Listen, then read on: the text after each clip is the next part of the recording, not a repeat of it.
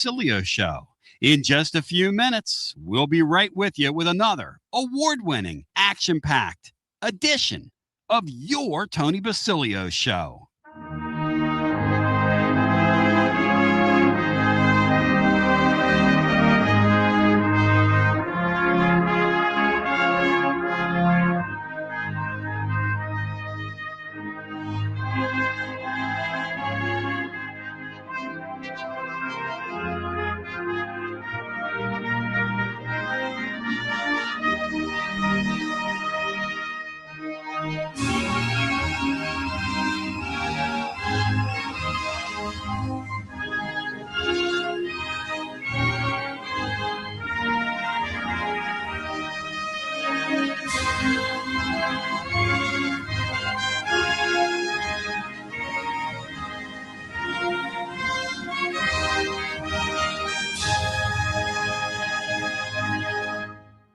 You found Radio Free Tennessee. Your Tony Basilio Show will begin momentarily. Keep it locked in right here at TonyBasilio.com and on your Tony Basilio app. And hey, do us a favor. Spread the word.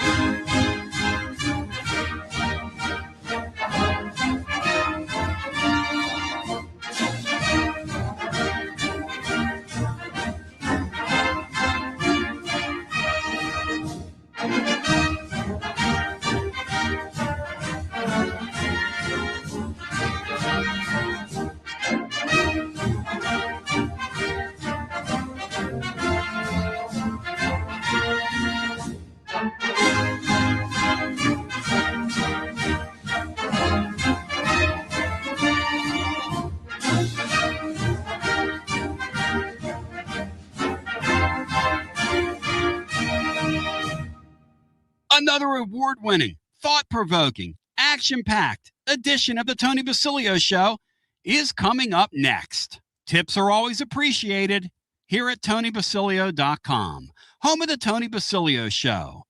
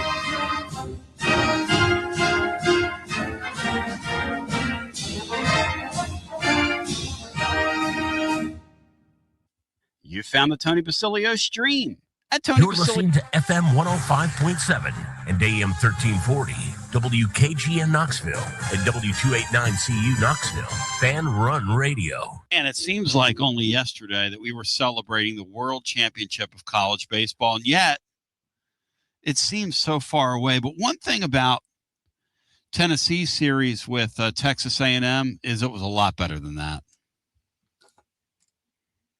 It was a lot better than last night. I was texting Berkey during that telecast last night.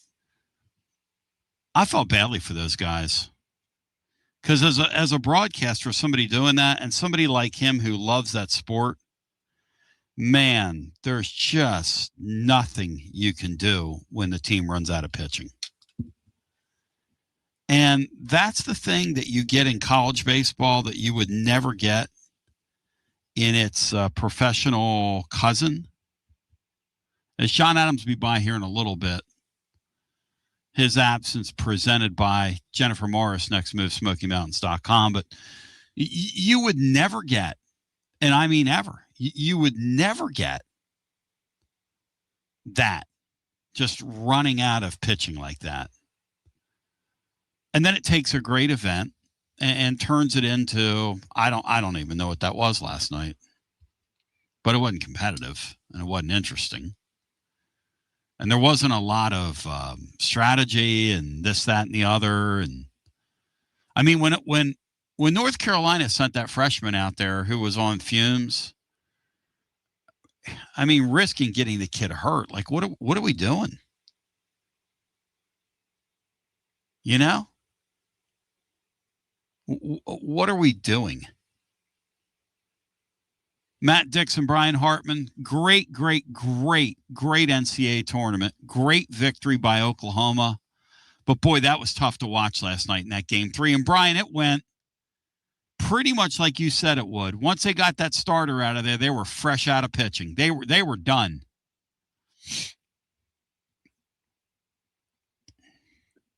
None of the 3 games were really that interesting. No.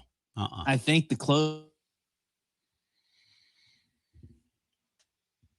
Matt, Brian skipping around. Matt, waited 2 years ago if Tennessee could have won game 3, 13. Yeah, Brian, you're skipping around. Reset yourself. Matt, from your perspective, that was kind of a disappointing series. It's sort of a bummer way to end the year for us fans, but a great story for Oklahoma. Yeah, it went 3 games, but none of the games were really compelling there in the late innings at all. And last night's was, by far. I mean, North Carolina went to their 2 best bullpen arms. The McDuffie kid, who's really struggled 2 postseasons in a row, but been great in the regular season. And then Kluber, obviously, who, like you said, was on fumes, was only going to probably face 1 or 2 batters, regardless of when he went in. But yeah, the North Carolina went to their high leverage arms and they couldn't get out. I think that those 2 combined to get 6 outs, and you were in like the 4th inning. So they had no chance. And Oklahoma is just whatever heater they've been on the last month. I think they hit more home runs in their last 20 games than they did in the first 50. And then to top that off, they totally changed their rotation and went into the postseason and started 3 freshmen. So I don't know which one of those is more remarkable, but when you have both of those, basically a totally different team, and they cut the nets down, just kind of crazy. And Maury Hank's going to join us here after our first time out. We're going to talk some NBA draft, but it really makes you appreciate the randomness of sports when you see something like what Oklahoma's done. Look, I'm 59. I've been watching sports since I was like 8 and really into it and just a sicko for 50 plus years. I don't know that I've ever seen, if you would have told me when Tennessee played that team in Oklahoma City that was the final weekend of the regular season, right, guys? Yeah. Guys, if you would have told me that team was getting to Omaha, I would have said there's no chance in hell that happens. If you would have told me that team was going to get to Omaha and win a game, I would have told you were crazy. The whole thing, Matt, and you made the point, Matt, make this point about what Oklahoma just did. Not only did they win it, but the road they took, Matt. Run it down.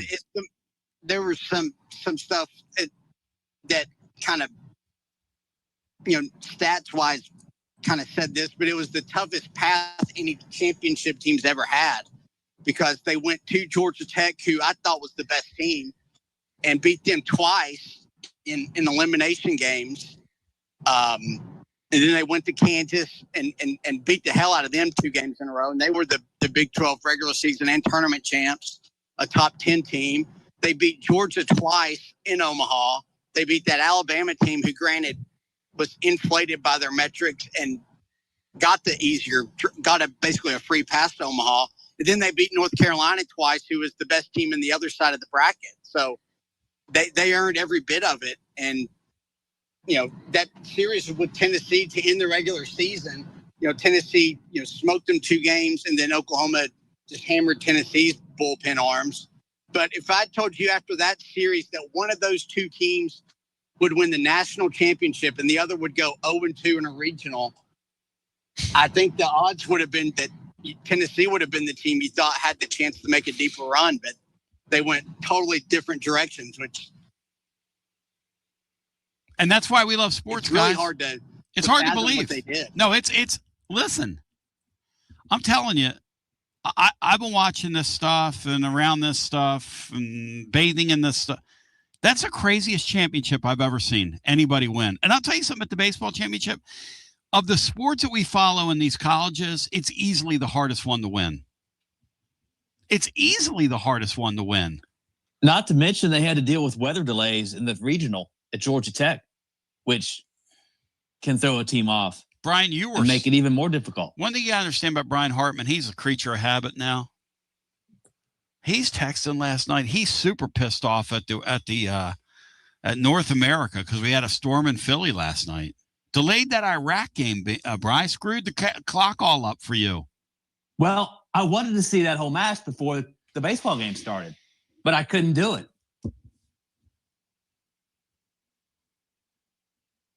All right, Matt, let's play true or false. You ready? And Brian, by the way, because we're going to ask Maury about this. Brian, are you glad that Jimmy Haslam decided he didn't want Brown and you guys didn't trade away? Because you talk about mortgaging your future, mortgaging everything and going all in. The Miami Heat did exactly that. They've got Bam Adebayo and the Greek Freak now, but they better find a couple guys that can shoot the basketball, which the Heat way, they've got a way of identifying and finding people. I give them a lot of credit, though. They traded my boy Jaime Jaquez, who I love. I love me some Jaime Jaquez. That's my boy. And Tyler Heroes might be my favorite Kentucky player ever. This side of that He's Hayes Matt's kid. favorite Kentucky player ever. Matt loves Hero. Well, he wasn't very good in the 3 games against Tennessee that year. They lost 2 of them. He had a really bad traveling violation and that sparked the comeback in the SEC tournament. Again, you just never know. How do you remember that? I know how. That's a detail that I don't even recall. So, Brian, what'd you think of the trade? Who won the trade, Brian? I'm a bad person to ask about questions like that. I'll say Miami. Yeah, it's hard to believe Jimmy Giannis is healthy. Yeah. Miami. Jimmy Haslam's not going to win. He's not been healthy a lot, so. Jimmy Haslam doesn't win trades. So Jimmy Haslam is now. Yeah, Jimmy Haslam. I've kind of thought, well, he might be their sucker if they can get the deal done here. So, and he got in the middle of it. Jimmy Haslam they say the backstory on The Athletic today is that Jimmy Haslam said, no, let's do the deal with Miami because I don't want to negotiate with this Brown guy in a year. So, Brian, would you guys have been a better team with Giannis than Brown, or are you a better team with Brown and you just keep your continuity once Tatum gets healthy? Brown stays, if you can just sort of keep him, because he made an interesting comment about how he had more fun this year than the year they won the title. But since he stays healthier, I'll say Jaylen Brown. Jaylen Brown and it's pretty interesting when you think about it, the Vols in the NBA. And you think about Rick Barnes in the NBA. He's going to have his first lottery pick here tonight. I did not realize that he had 6 lottery picks at Texas. You don't think he had it going on, do you, at Texas, Matt? You know how many high-end NBA basketball players that is at the University of Texas? Well, a lot of those were the one and done players that he got at the back end of his tenure there, where his teams weren't very good and he never got out of the first weekend. But yeah, like starting with Durant, they went on a heater. He had, it seemed like a first round pick about every year there towards the end at Texas, but it didn't translate on the court. But no, it's been really impressive what he's done to constantly put guys in the NBA. And not just the high-end guys either. I mean, Grant Williams, they developed him, and he's, kind of a role player that's found a fit in the league. I mean, Meshack made the league. It's just remarkable, and that just helps you sell the program and helps you to recruit, more players that eventually will be pros. Yeah, we want Ament tonight from a Tennessee standpoint to go as high as possible. And we're going to have Mario on momentarily talking about that. The fact of the matter is that there's a wide range of teams that could get Ament. There's talk out there that Oklahoma City is just they're a model franchise. I mean, they've got those great young players, that great young core they have. They had a couple injuries this year, which allowed San Antonio to get through them in that conference final. They have some draft capital to kind of play around with, some picks, etc. And there's a lot of buzz out there that they like Ament.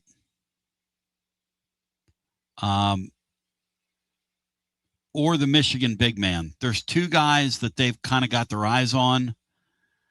It would be very interesting. The other thing we watched tonight is, does Gillespie go in the second round, and where does Okpara go? And will 4 players that wore the Tennessee uniform 2 seasons ago here go tonight? Or were 4 players total over the last 2 years go? When you think about what's going to happen to the kid that went to Baylor, the Carr kid, who, by the way, we told you early on what we were hearing was never going to play her. Matt, we were talking about this yesterday. I wonder what Rick Barnes' level of regret is that they couldn't work something out with Cam Carr and get him on that team. How would Cam Carr, Matt, have fit into this team this year? Just went to the Elite Eight. Was there a spot for him, or no, not with Ament?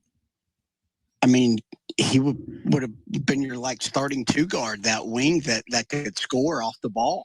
That team just didn't have. I mean, I hadn't even thought about Bishop that. Oswell, he would have been your. I mean, ideally, I think he's probably like a 3, and even with his size, could probably even do a stretch 4 if he really needed to.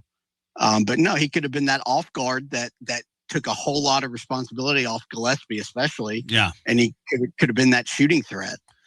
The problem, he's a guy who can create his own shot, and score on his own, which is something Barnes teams just haven't had, and they're built not to rely on that. Although this upcoming teams, that's what's intriguing about it with all the individual scores. If they had a chance, Matt, to do it all over again, would they have given him some love to try to keep him here?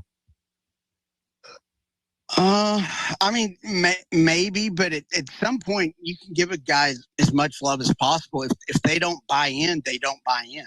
And I don't think Cam Carr was ever going to buy in, especially those first couple of years where he would have had to have kind of been a role player, and kind of coming off the bench. I just don't think he ever was going to fully buy into that, along with that defensive intensity and that Barnes pretty much requires. I just don't think he was ever going to do that. Because he was Huntley Hatfield this year at Louisville. He just ran up and down the court, showed off his offensive skills, and it kind of is what it is. The other side of this thing is that, and you think about the draft tonight, you think about the implications, because the implications of the draft now are huge. You need this for credibility, especially now that this is an agent-driven game. It would be really great for Tennessee if Gillespie went somewhere early in the second round. That would really help Tennessee, or maybe even late in the first, somebody loves him. And you never know what could happen in these things. There's a lot of especially teams that draft at the bottom of that first round. A lot of times they're filling a need. You just don't know. As we've seen in years past, there's a lot of head-scratching picks. The thing about Cam Carr is that he's a stat sheet stuffer, but he didn't play defense. You talk to anybody around that sport, he did not play defense. So it'll be interesting to see. We'll talk to Maury about that. Will all 4 of those guys, and will Cam Carr go somewhere? Like my Sixers might grab him. I don't know that they should, but they might. So it's going to be an interesting thing to stop and think about how this thing is going to play out, where we're going to go. And then there's the Dusty May story. So Matt Norlander over at CBSSports.com has written a great piece about the Dusty May deal, where he tells a firsthand account of being somewhere. He's in Schertz's office, and Dusty May stops him because Dusty May is in town to pick up an award, and all these guys know each other, and this is after they won the national championship. And he basically looks at Dusty May and says, "You don't like you're having fun?" And Dusty May says, "I'm not. I'm miserable. But you just won a national championship, and you're in town to pick up your Coach of the Year award." "Yeah, I know." And he said you could just tell the guy was totally miserable. And Dusty May basically looked at him and said, if I'm coaching college basketball in 3 years, I'll be surprised. Now, let me tell you something. Danny White is exactly right. By the way, congratulations to Brian White, who we call in the blog today the White Knight or the Nice White. Danny's personality, he's a little bit of the Dark Knight, but, can't fix everything. But congratulations to the Nice White, who's going to get the job at Virginia Tech. He kind of does what Danny does, except he uses, honey.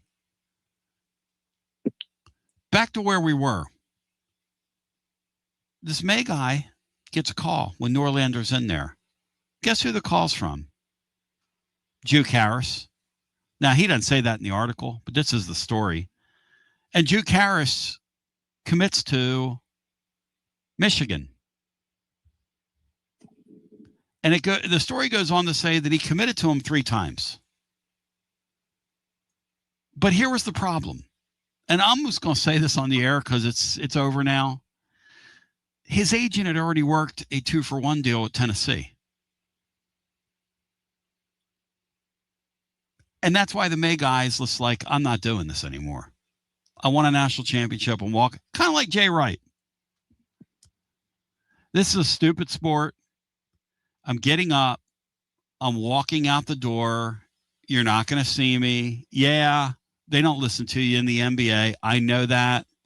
But they actually have rules and a collective bargaining agreement, and I don't have to put my roster together every year, and,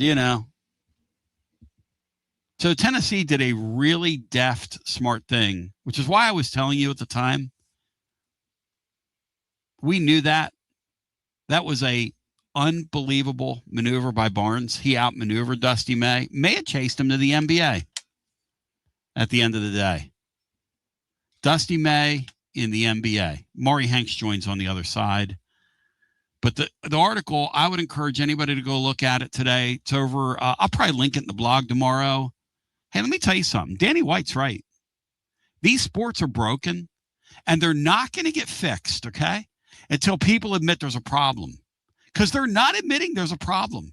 Punting this thing to the federal government is not admitting there's a problem.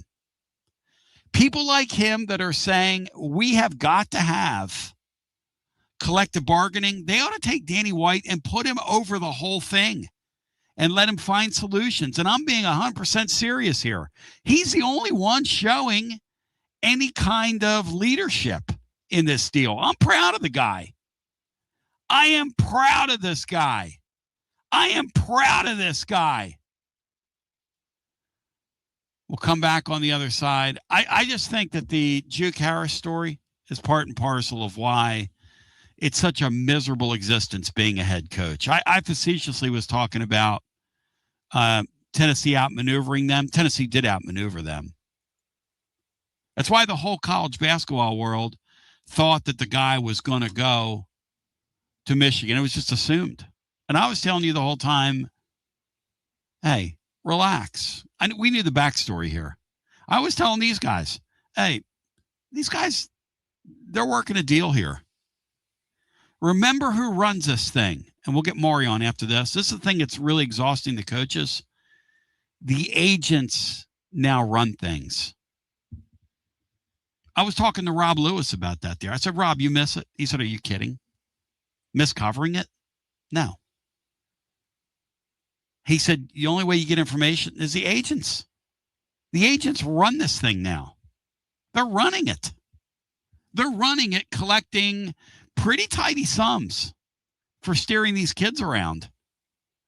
As we continue with more on the other side right after this. Life never stops moving. And between the 30-minute commutes, daycare pickups, weekly soccer practice, Tuesday night yoga, X number of coffee runs, and that weekend trip to grandma's, you're racking up the miles. What you need is a tire that can keep up. A tire designed for doers. A tire that's going to last. Like the exceptionally long-lasting Michelin Defender tire. With an 80,000-mile warranty and the safety and comfort you expect, you can forget all about the miles ahead and focus on getting to your destination or conquering your to-do list. Fleet Tire, I-275 exit 1B at East Woodland Avenue in Knoxville. That's Fleet Tire, I-275 exit 1B at East Woodland Avenue in Knoxville. Fleet Tire. He doesn't always drink beer, but when he does, he definitely prefers Dos Equis. That's right. The most interesting man in the world has returned, and he's more interesting than ever before. His phone is addicted to him. All of his teeth, all are wisdom teeth. So raise a Dos Equis to the man, the myth, the legend. And remember, stay thirsty, my friends. Dos Equis, enjoy responsibly. 2026 Cervezas Mexicanas, White Plains, New York. Are you tired of hiding your smile because of crooked teeth? At Knoxville Smiles, we've got the perfect solution. Invisalign. No metal, no wires, just clear, comfortable aligners that straighten your teeth without anyone noticing. Eat what you want, smile with confidence, and see results in as little as 6 months. Call us today for more information about Invisalign, 865-539-1776. Or just visit us online at knoxvillesmiles.com. Smile brighter with Knoxville Smiles. Nothing reminds you of how much you rely on your air conditioner like the first really hot day in East Tennessee. Schedule Pipe Wrench Home Services' $79 seasonal tune-up now before the heat sets in. Our certified technicians inspect, clean, and fine-tune your HVAC system to help it run efficiently and reliably while reducing the risk of breakdowns when you need it most.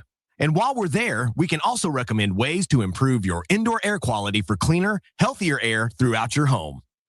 For more than 20 years, homeowners across Knoxville, Maryville, Oak Ridge, and surrounding communities have trusted Pipe Wrench Home Services for dependable comfort. And with our same-day service guarantee, you won't be left waiting when comfort matters most. Schedule your $79 seasonal tune-up today at pipewrench.com. Same-day service guaranteed, or the visit is free. Offer valid on standard systems only. Visit pipewrench.com for details. Baseball fans, it's time to step up to the plate. Look your best. Get some new Tennessee gear from Alumni Hall. Alumni Hall has the best selection. Top brands for you to choose from this season. Look, it's nice and warm outside. So get into any of their 6 air-conditioned East Tennessee locations. Shop online, download the app, grab your Tennessee baseball jersey, your hat, your decal, maybe a t-shirt, and they have so much more. Earn $10 in rewards for every $150 you spend. Go Vols and shop Alumni Hall, your ultimate Tennessee shopping destination. Touch them all with Alumni Hall. When it's time for a fresh coat of paint, run, don't walk to Walker's Painting. Interior and exterior, Walker's Painting's been making it beautiful since 1999 across the Knoxville area. New construction, repaints, commercial, residential, free estimates available. And get this, mention you heard Walker's Painting on the Basilio Show, 10% off your first job. Let's go! Run, don't walk to Walker's Painting. 865-688-1410. That's 865-688-1410. Walker's Painting, making it beautiful since 1999. Check out the ad at the blog at tclub.team. Walker's Painting. Inward Half is committed to the game and the memorable moments that happen in between. From the tee box to the tailgate, from the green to the big game. For the first birdie with Dad, the first big win with Mom. Friday night lights, Saturday superstitions, Sunday traditions. Fall into the comfort and unparalleled performance of Inward Half. This fall, enjoy the walk-in. It's the hottest post-game show on the planet. Garza Law. Fifth quarter fan reaction. Fan reaction. As soon as the final gun sounds, we're live. With Gary Sturm. He's with Mortgage Investors Group, making our community a better place every day. Gary, you've been at it 32 years, man. Yes, Tony, I've been at Mortgage Investors Group for 32 years. We've known each other since, back in the 80s, right? And we've gotten to know each other recently as our family has gotten involved with another mortgage. Through that whole process, you were a prince, just like Jeker. When he called you at 3 o'clock in the morning after a Tennessee loss, you've been giving your phone number out for a couple decades. And why is that, Gary? This is the biggest financial decision you're ever going to make. You don't want to trust somebody online, some 800 number. You want to call somebody like myself that's going to give you my number, and you can call me anytime. I'm there to help you.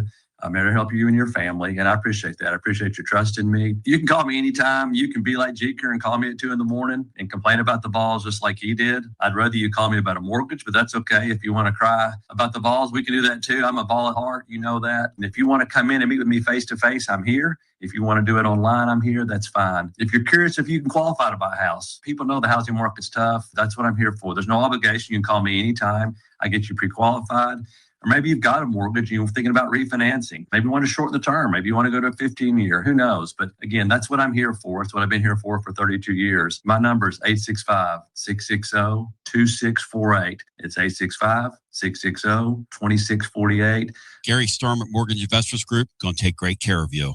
I love my man, Gary Sturm. He's going to, as we're putting together this tremendous basketball team, through the summer and into the fall, we're going to have some special reports for you. It's unbelievable, Andy. Gary Sturm going to present those. Probably going to begin next month sometime. But it's been absolutely outstanding. It's a great time to be alive and well with you and yours. My name is Tony Basilio. We're happy to be with you today.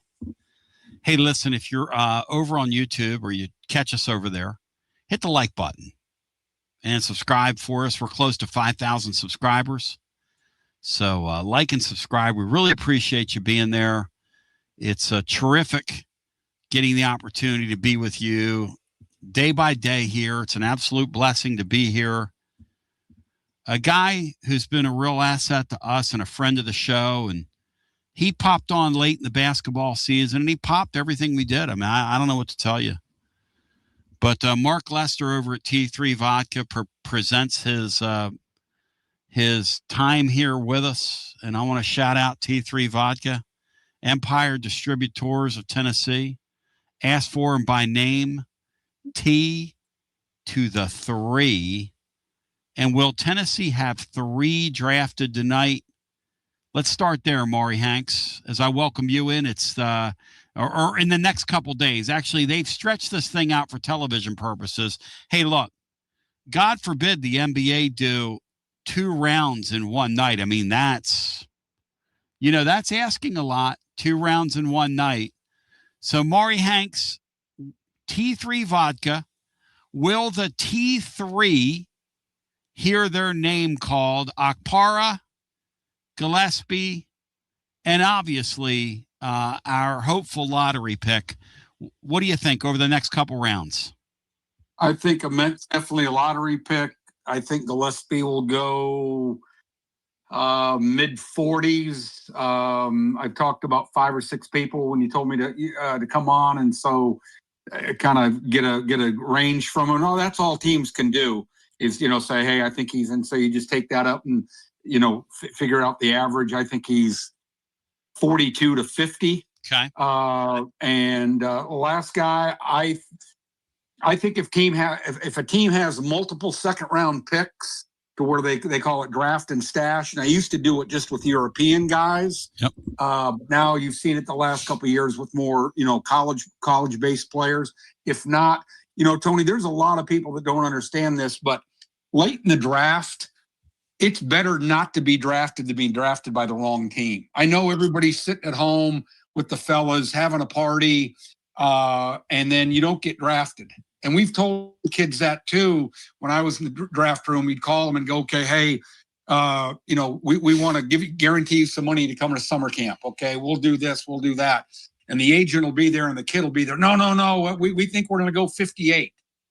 And we look at the roster and you go, well, they've already got 4 centers under contract. Why do you want to go? Why are you dying to be drafted 58 where you just get a ham sandwich and a ticket to Summer League? We're willing to give you a little bit of money. And it's just the perception of I was drafted, and it's hard to tell a kid after, working all his life to get to tonight and tomorrow night that, it is what it is, that you're not going to get drafted and it's going to be better for you. They don't want to hear that. So tonight, Maury, these teams, walk us inside the draft room, okay? Because there's been speculation there are going to be some trades and there could be some crazy stuff tonight. There always is. And invariably, you go back, like I was doing the thing with Tennessee first rounders last night. XYZ club drafts this guy. He ends up playing over here. XYZ club drafts this guy. I remember draft night.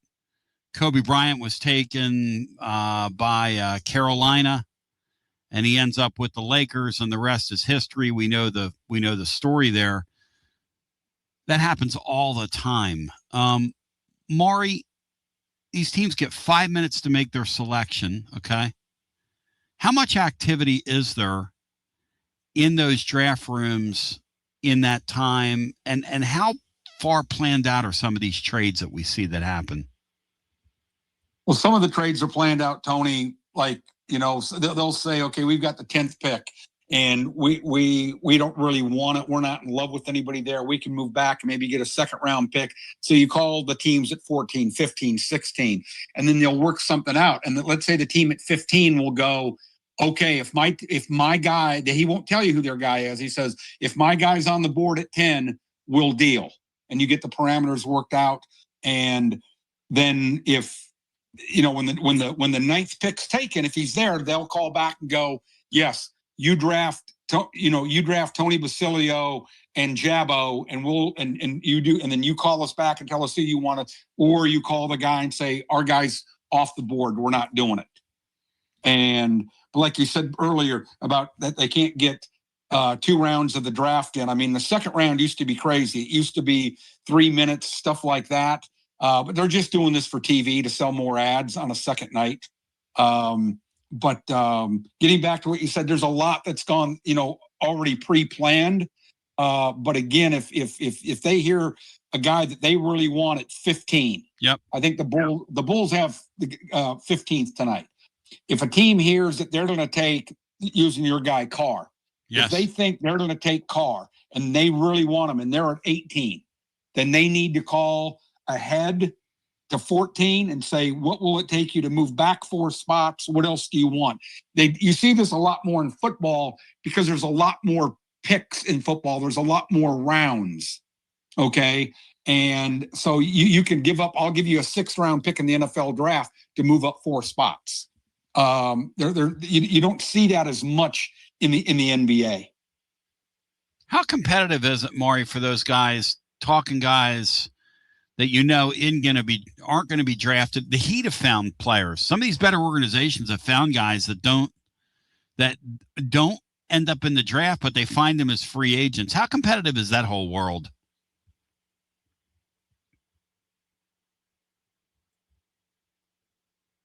What happened to Maury? I'm here. Go ahead. How competitive is that, Maury, in terms of getting your hands on the free agent guys you want? Like Akpara might fall outside the draft. Who knows? You were talking about him. He's, and look, he really came on late in the year and looks to me to be, might need some more seasoning, but looks to me, and you got a better eye than I do, but you said it on the air, he looks like a guy that could play in that league one day.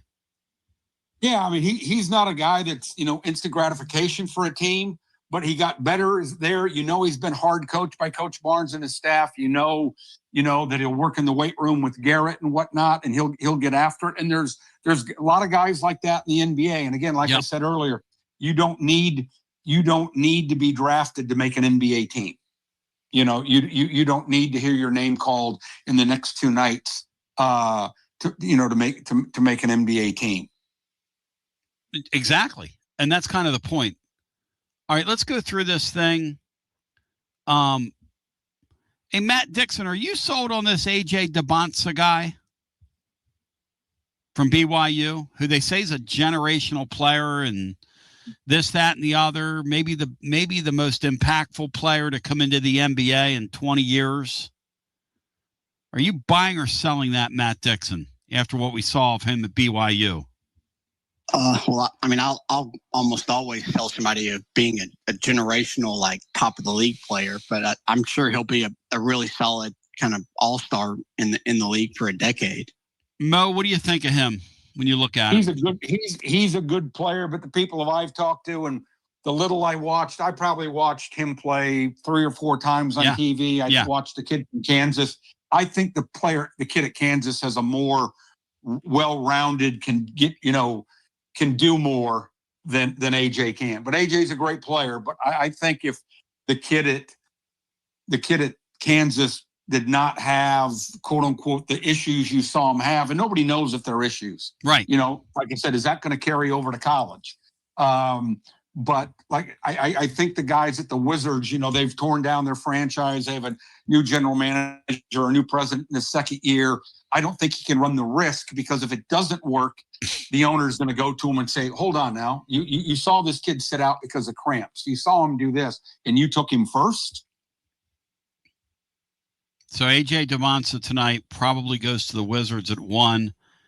Peterson to the Utah Jazz. Mo, this is a guy that sometimes played, sometimes didn't, sort of feuded with his head coach, kind of an odd guy. How's he going to handle the money, the trappings? How much load management? What are you getting with him? He's obviously wildly talented, right? Yeah, to me, I think he's the most talented player in the draft. But again, you've got to look at why he did what he did at Kansas. Yeah. But again, to me, from what little I saw this year, he was the most, because again, he can get his shot in a variety of ways. They're saying Cameron Boozer. Mo, I'm just looking at a projection here. You tell me if you agree with this. Memphis and Cameron Boozer. Boy, you talk about a really solid, looks like a guy that could be a really solid NBA player. Yeah, I don't know how much upside or ceiling he has, but I don't think he's ever gonna disappoint you. Yeah, that's kind of my point. That would be a nice, safe pick. Caleb Wilson, Mo, is projected really talented. Got hurt early, not early in the year, but as the season went on. But some people say as the most upside, phenomenal athlete. Plays very strong. He'll probably be a top 5 guy. And again, all it takes, Tony, is one team to make a trade to mess up these mock drafts. You know what I mean? And so that's how the guys I talk to kind of go in tiers or in ranges. Like they talk about Ament going anywhere from 6 to the Nets. If the net, the Nets are talking, a lot of people are talking about the Nets are going to make some trades. Yeah. To as low as 12 to Oklahoma City. So Dallas is at 9. I know they're interested in him, but does Dusty May come in and say, hey, you need to take our big guy Mara that's a shot blocker, that's more of a rim protector and things like that he's very well aware of playing for at Michigan. This Wagler kid from Illinois, the Vols saw him. Obviously, he's a freshman, very, very, very talented shooter, Mo. Tony, he was drafted. When he was recruited, he was not in. Now, again, this is all the geniuses that do scouting services. And as I told you years ago, when you talked about 5-star and this, that, the other thing, he was like the 250th ranked high school basketball player. Woo! What a jump. Yeah. I mean, so for him to go from there to a top 5 or 6 pick is pretty amazing. The enigma, and why do they even exist? The Brooklyn Nets. It's a shame they have a lineage back to the old ABA champion. I guess they could always hang their banner on that, but the Brooklyn Nets really, I mean, no offense to them, but why? Like Michael Scott looked at Toby and he said, why? Like, what gives you the right? Anyway, Mikal Brown from Louisville is who they're projected to take. But, Mo, you're right. They're always a wild card, the Nets, aren't they? Yeah. They always are. Like I said, so, again, that's why I like to talk about guys in tiers or in groupings, because again, one team makes a pick that you're not, aware of. And then getting back to what you talked about, Tony, about how much time. When I was with the New Jersey Nets, Greg Polinsky and Coach Barnes and staff were there, and the draft is coming out. And I love Brooke Lopez. I had Brooke Lopez, the third best player in the draft, and Derrick Rose goes one. Everybody knows, and it starts going, and nobody drafts Brooke Lopez. Milwaukee Bucks draft Joe Alexander, and people are just like dumbfounded. So Charlotte, we call Brooke Lopez's agent and said, listen, if he's there, we're going to draft him. And they say, Charlotte just got called. They're in there. Michael Jordan's getting ready to make the pick, and he goes to Larry Brown, allegedly, goes, Coach, we're going to draft Brooke Lopez. One of Larry Brown's assistant coaches says, Coach, you don't want to coach this guy. He's goofy. He likes cartoons. He goes to Disneyland. They do not draft him.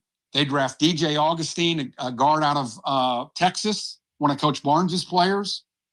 And literally, if you go back and watch tape of the draft, they've already told him that they're going to draft. They don't have time to call him back and say, we're going in a different direction. They make the call. You have to call, and it has to be in, or the next team can get on. They say with the 9th pick, the Charlotte Hornets draft DJ Augustine. You watch the tape. Brooke Lopez's mouth and his agent's mouth are on the floor. And as soon as they said that, we called and said, we're taking Brooke Lopez. That's a great story. How things can change. That's how things can change in just a heartbeat. And that's why, like I said, these mock drafts really don't mean anything. And the guy, their guy used to be a guy, ESPN had a cottage industry, Chad Ford. Yeah. Chad Ford lived in Hawaii, for God's sakes. He saw about 5 games a year. And he tricked ESPN into this. I used to call him Chad Fraud. And he would rank his players March 15th. And he would be wildly like he would be 50. He'd have a guy ranked at 65 that would be drafted 15. But what he did by the end, if you keep calling enough people and you have enough contacts, you can get a mock draft fairly close to it. But it was none of his own opinions. It was none of his own rankings. He would just keep calling his buddies and say, what do you think? And they would give him that. And he would do stuff like that. But that's why I'm not a big fan of mock drafts. Maury, this mock I'm looking at, and by the way, shout out to Chad Fraud, no matter where you are. And you remind me of Chad's Ford, which was like 10 minutes from my house, which is where the Revolutionary War was fought. So shout out to Chad's Ford, which I'll be seeing this weekend, along with Longwood Gardens and other local haunts near where I grew up. And then shout out to Chad Fraud, no matter where you be. How about this Gavigny? What's his name, Maury? The other guy that lives in his mom's? Jonathan Genovny. Are you into him? I mean, I don't have anything against him. I've met him a few times, but another guy that started out and he became friends with Adrian Wojnarowski when Woj went to ESPN. Jonathan was able to get a job with him. How's Woj doing at St. Bonaventure, Mo? He's got things fired up there. Focused and prepared. Supposedly, he was not a fan of the old coach and Mark Schmidt, who'd been there a long time. And Coach Schmidt retired, and they hired a guy from St. Bonaventure that was a longtime assistant who up in that area, was at Canisius, the head coach, got fired. They hired him from a Division III school. Woj bombs. Those that know. Yep. Woj bombs. Those that know. Those that don't know don't need to know. But in the summer, when you had a Woj bomb go off, I'll never forget the night that the Sixers signed Al Horford, Brian. It was a Woj bomb heard around the world. It never made any sense. Elton Brand was over the Sixers. You know why? Because he's from Duke. You know why a lot of these guys get shots? Because they're from Duke. You know what Duke does? It makes me want to puke. No offense. All right, let's move along. Watching him play the Celtics in the bubble that year, he looked like he was being held hostage. He blew. And his sister was bitching online all the time. And I detoured. But Okay, we're back Tony, again. get back on point. I've got to tee it off in 30 minutes. Nate Ament. I want the prediction from you. Where does he go? I'm looking at this when it says Nate Ament 9 to the Mavericks, but you're right. Now you got a new head coach who's got a lot of power, a guy who built the Raptors, who they've given a piece of the team to get him there. So the ownership is finally getting a little serious there after bungling their way around some things. In your humble opinion, Mo, where does Nate Ament end up? I'd either say Dallas, or I think he may fall to 12 to Oklahoma City, who's got and that may not be a bad place for him because he doesn't have to play right away. They play positional basketball. Yeah. Where, they really anybody handles the ball, passes the ball, shoots the ball, where I think Nate would fit in very well. Maury, it's going to surprise you, but Nega Dave has opined over here on YouTube that he believes that Ament's going to drop out of the lottery, Mo. Been wrong a few times in my life. When I said hello to you was one of them. By the way, I heard you say earlier you're 59. I mean, you must have had a hard paper route as a kid, but I digress. I would be shocked if he fell out of the out of the lottery. Things have happened before. And again, it only takes, for me, he's got enough all around different game that and the way the game's being played now. Yep. That I could see if he was like a true center or a true point guard. Those guys could fall in the past because let's say there were two teams that needed point guards and they didn't take them. Well, team number 9 didn't need a point guard, 10 didn't need a point guard, 11 didn't. But you can fit a guy like Ament in a lot of different spots. Oh, I think Ament's going to be a very good NBA player. I don't know that it's right away, but I have seen that stuff about Oklahoma City likes him so much, Mo, they might trade up tonight just a few spots to grab him if they feel like somebody else is going to get him, which, again, we do see that a bunch in that league, or somebody drafts a guy and then invariably his rights are traded wherever. It's kind of hard to track the draft sometimes for that reason. It becomes kind of silly. Mo, the Chicago Bulls at 15, according to this mock, I'm looking at over at ESPN Plus or whatever they call that thing. Cameron Carr, the sophomore from Baylor by way of the University of Tennessee, by way of his father as an NBA player, by way of having a cup of coffee with the University of Tennessee. Thoughts? Yeah, I mean, he had a great year this year. He's very, very talented. I'm trying to see why this guy is just backed up behind my driveway. Guy backed in your driveway? Right? Yeah, and I'm like, dude, hey, Mo, live here unless it's my wife's boyfriend. Well, it could be. Mo, take your baseball bat. This always works for me. And if that doesn't work, grab your pistol. I just go ahead, fire right now. Grab my alien wedge and hit him with. But no, Tony, he's a guy that had a great year. Can really score the basketball. Yep. He's got good size. Yes. For his position. And again, I know Tennessee fans, when he gets drafted, are going to lose their mind. But like I was talking to you earlier, if he would have stayed at Tennessee, the same stuff would have happened. He left after 4 games. It's not like he stayed here all last year and didn't get a chance to play. He left after 4 games. Matt, they believe Baylor. Tennessee knew he was a good player. Yeah. They went and recruited him. Hey, Matt, they believe Baylor tampered with him. You think that coach at Baylor, Matt, is capable of tampering with somebody? He seems like a very moral guy. Yeah, I mean, I think it's pretty well known they tampered with him at that Thanksgiving tournament they played that year. Walked right up to him and said, hey, how about in a month? John Adams. They didn't try to hide it. John Adams, presented by Jennifer Morris, Next Move, SmokyMountains.com, just walked in. John, how was your meeting? Not good. How are most meetings? Hey, Tony, was John at the Scottish Inn? Hey, Mo, let's not do that. Let's not stop. You're going to pull the show off the rails. All right. Hey, Mo, Hey, Mo, my 76ers tonight are supposed to, according to this thing, take Dalen Swain from Texas. In your humble opinion, would that be a good pick or another Sixer pick in the first round? Typical Sixer pick. I don't know the young man very well. I just watched Texas play a few times, so I don't really have a feeling. The other guys in the from the SEC, the kid Brazil, from Arkansas, I hear is going to go mid to late second round. Ilom, the kid that got paid all the money to stay, go back to Alabama, to stay. He was last year going to be a late first, early second. From the people I've talked to, said he's going to probably go in the mid 20s. Yep. So some people may say, why'd he stay? Well, he rolled the dice, but again, he rolled the dice and got paid. $5 million. Under the old system, he wouldn't have got paid. No, the guy made $5 million. I mean, I'd roll the dice and take my $5 million. That's the other thing, Mo, with the craziness. And Dusty May talked about this in that CBS article.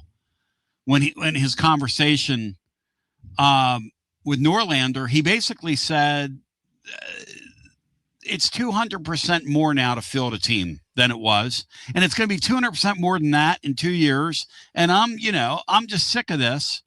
Mo, will we see more guys stay in the college game because they're making this outrageous money?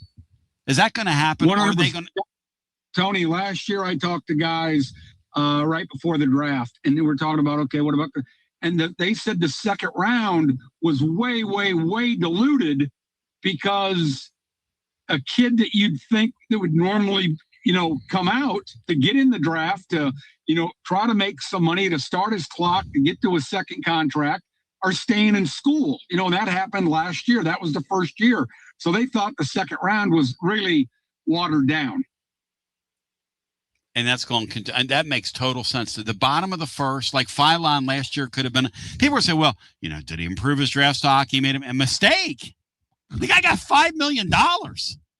I mean, that's a mistake. Right.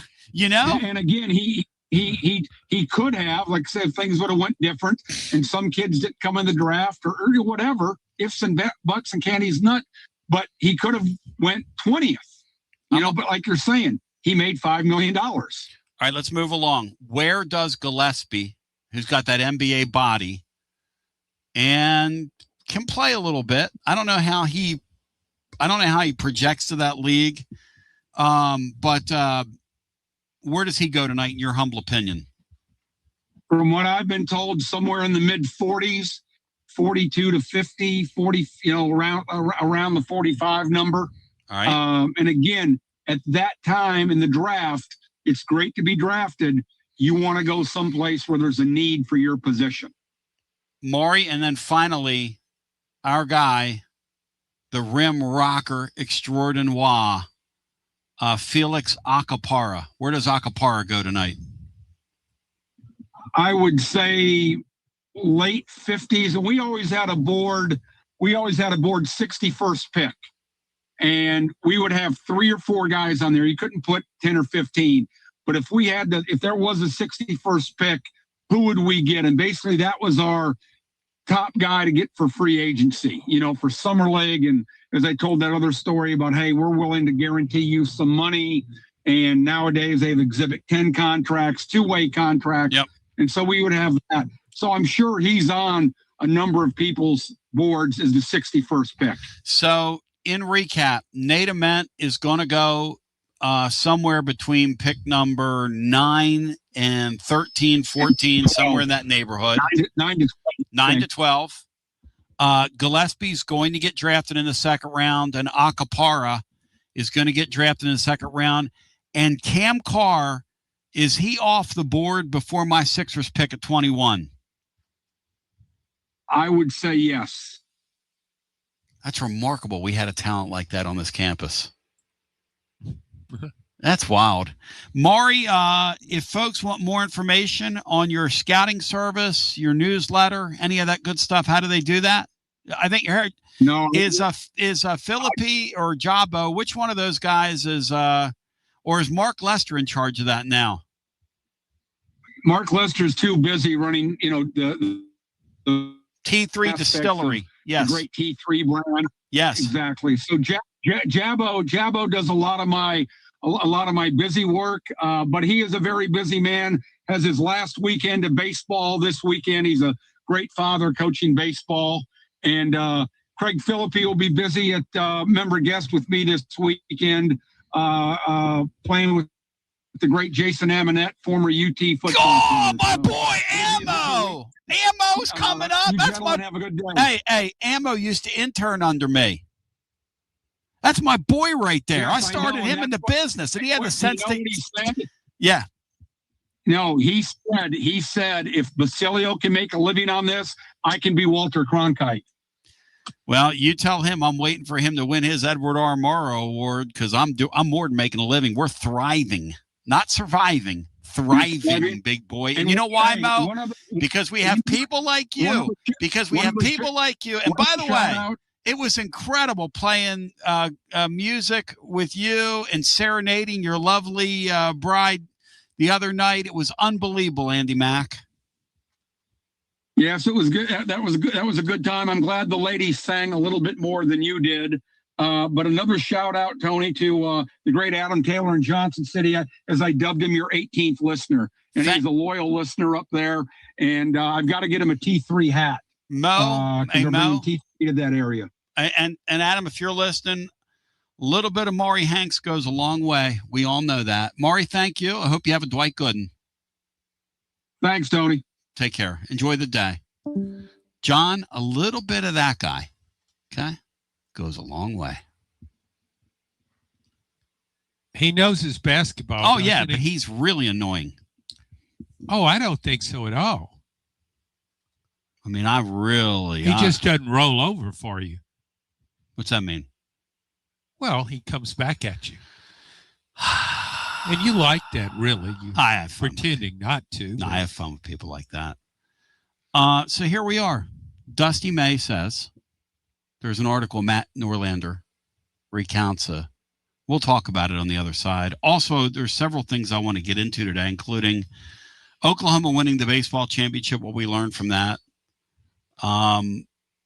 What a great team Oklahoma proved to be. I mean, that was just great. You know, when I started out, I watched them all the way through the tournament. I started out, when I started watching them, I thought, man, how does this team just come on? You know, this transformation became so good. And then by the end of it, I was just thinking, how in the world did this team ever not play well? I mean, they have everything. They hit, they run the bases like crazy, they field.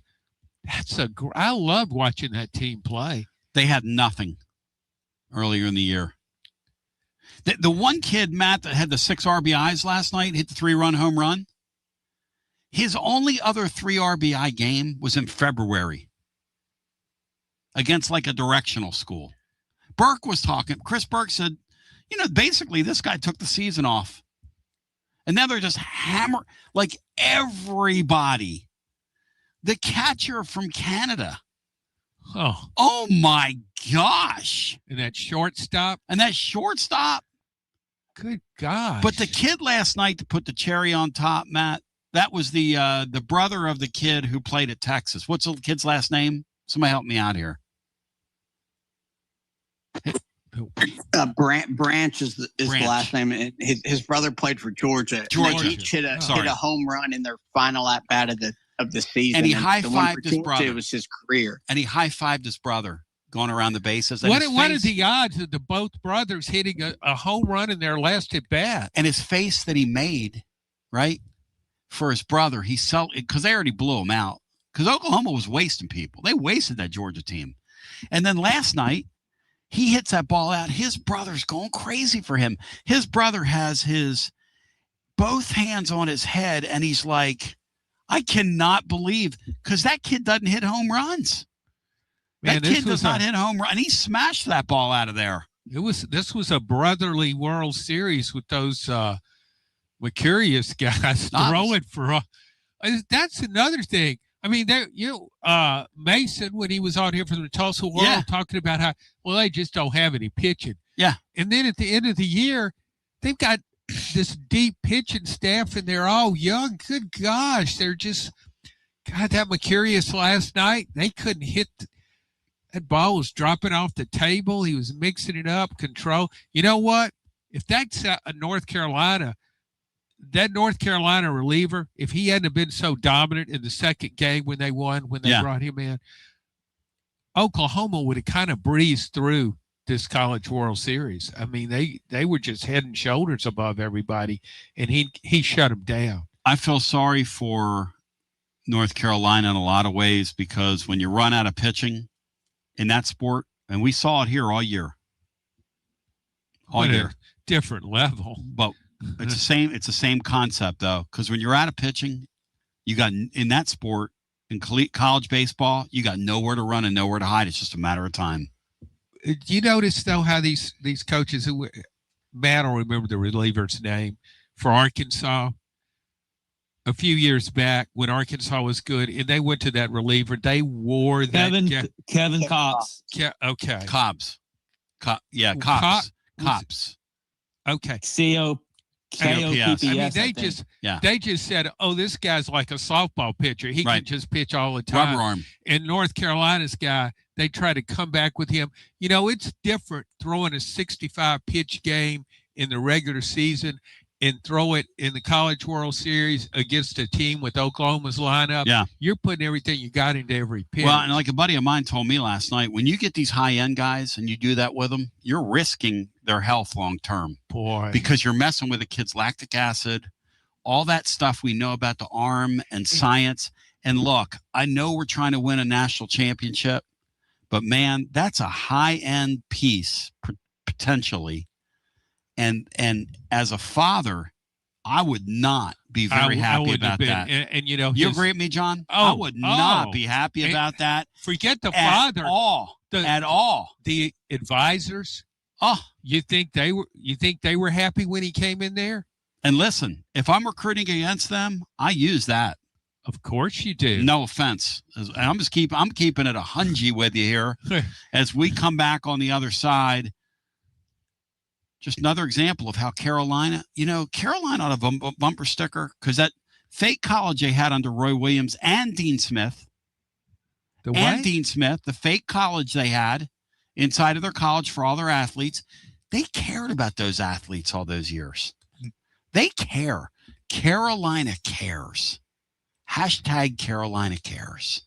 Hour number 2 after this. You're listening to FM 105.7 and AM 1340, WKGN Knoxville, and W289CU Knoxville, Fan Run Radio. Tony B, inviting you to experience the Collins Insurance difference. And what's that? How about multiple top carriers that you can trust? Like Erie, they underwrite our entire Rainier studio and everything around it. Travelers, Hartford, Hanover, Progressive. We do what's right because we care. In today's technology-driven world, maintaining the human touch, Bruce Springsteen, is one of our main focuses. We deliver the best customer service humanly possible. We give you someone that you can actually call or sit in front of.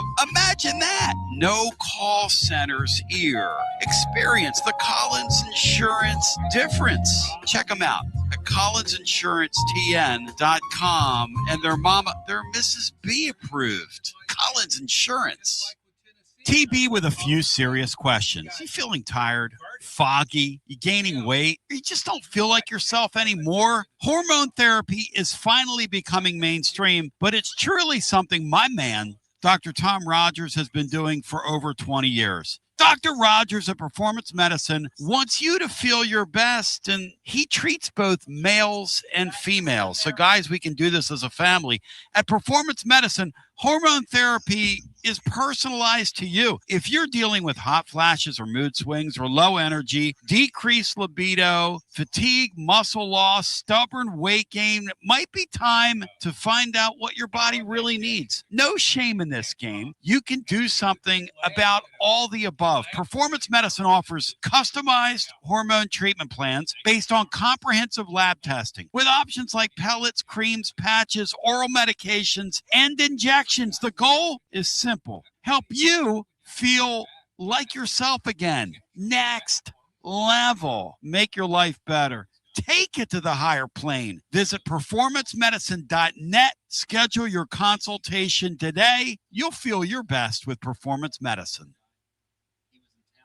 Big news, Basilio family. Get ready because the 2026 Knoxville real estate market is officially shifting into high gear. All signs are pointing toward a record-breaking year, and the energy across East Tennessee is absolutely electric right now. Whether you've been dreaming of finding that next home, looking to capitalize on your current equity, or ready to dive into the investment world, the timing has never been better. Having a game plan is the key to winning in this fast-paced market, and I'm ready to help. Give me a call, Jennifer Morris, at 865-694-5904, or reach out at nextmovesmokymountains.com. That's nextmovesmokymountains.com, and go Vols. Basilio here with the great Chad Stockton of FC Alliance. And Chad, I can hear it in the background, brother. It's World Cup season, and you guys are in the middle of it. Talk to me. We are excited. Our U9 through U12 trials just kicked off today for our locations in Knoxville and in Johnson City. So we're ready to offer any player top-level competition, top-level training anywhere they want to be in Northeast Tennessee. In our programs, we offer competitive play for anywhere from 9-year-olds to 19-year-olds. We've got two locations. Our location in Knoxville is kind of our home base, and our location up in Johnson City in the Tri-Cities area is our FC Alliance North. Both locations are growing tremendously, and we're excited about what the future holds here at both locations. Growing the beautiful game in the season of the World Cup. Chad Stockton, how can folks get more information? Go to our website, FC Alliance or FCAllianceNorth.org, and both locations we're happy to serve the beginning player or the more experienced player, because what we will promise is the top-level training and top-level leagues that we can play in for all of our players. Growing the beautiful game in Knoxville and now also in the Tri-Cities. FC Alliance. Thank you, Chad Stockton. Thanks, buddy. Got a plumbing or HVAC problem at home? Whether it's an AC that won't cool, a furnace acting up, a clogged drain, or a water heater problem, Pipe Wrench Home Services is ready to help.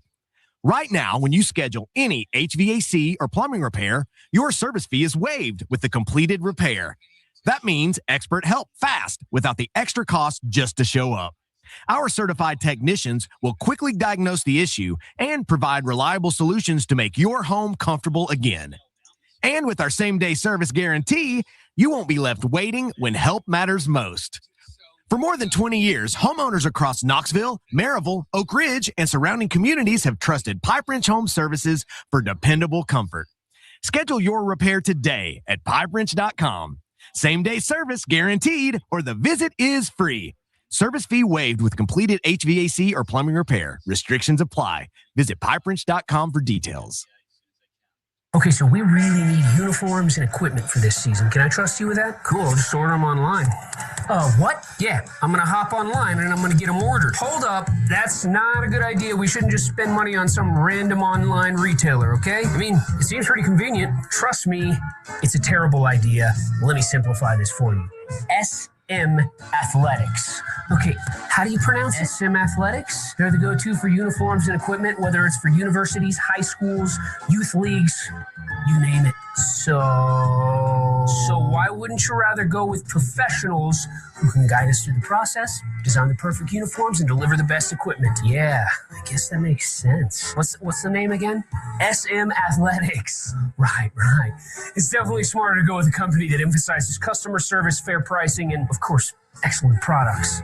Exactly. So, yeah, I guess it's settled then. For uniforms and equipment for all sports, it's SM Athletics.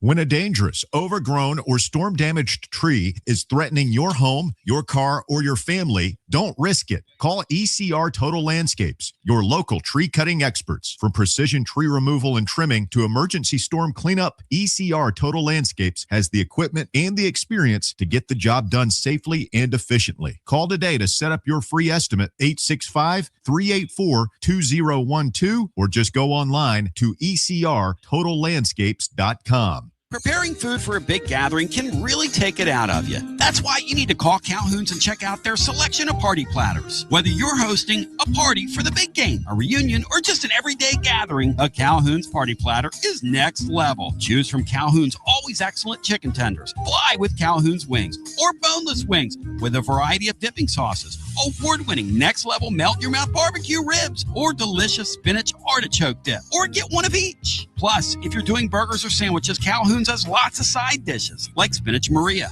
baked cinnamon apples, Smoky Mountain baked beans, or creamy coleslaw. Available in pints, quarts, and gallons. And to finish things off, pick up one of Calhoun's great desserts to go, including homemade cheesecake or key lime pie. Calhoun's, simply your go-to party headquarters. With 9 locations all over East Tennessee, you can order online and just pick it up. Calhoun's, one of the Copper Cellar family of restaurants, along with Chesapeake's, Copper Cellar, Corner 16, Cherokee Grill, and Smoky Mountain Brewery. Eat local, eat good.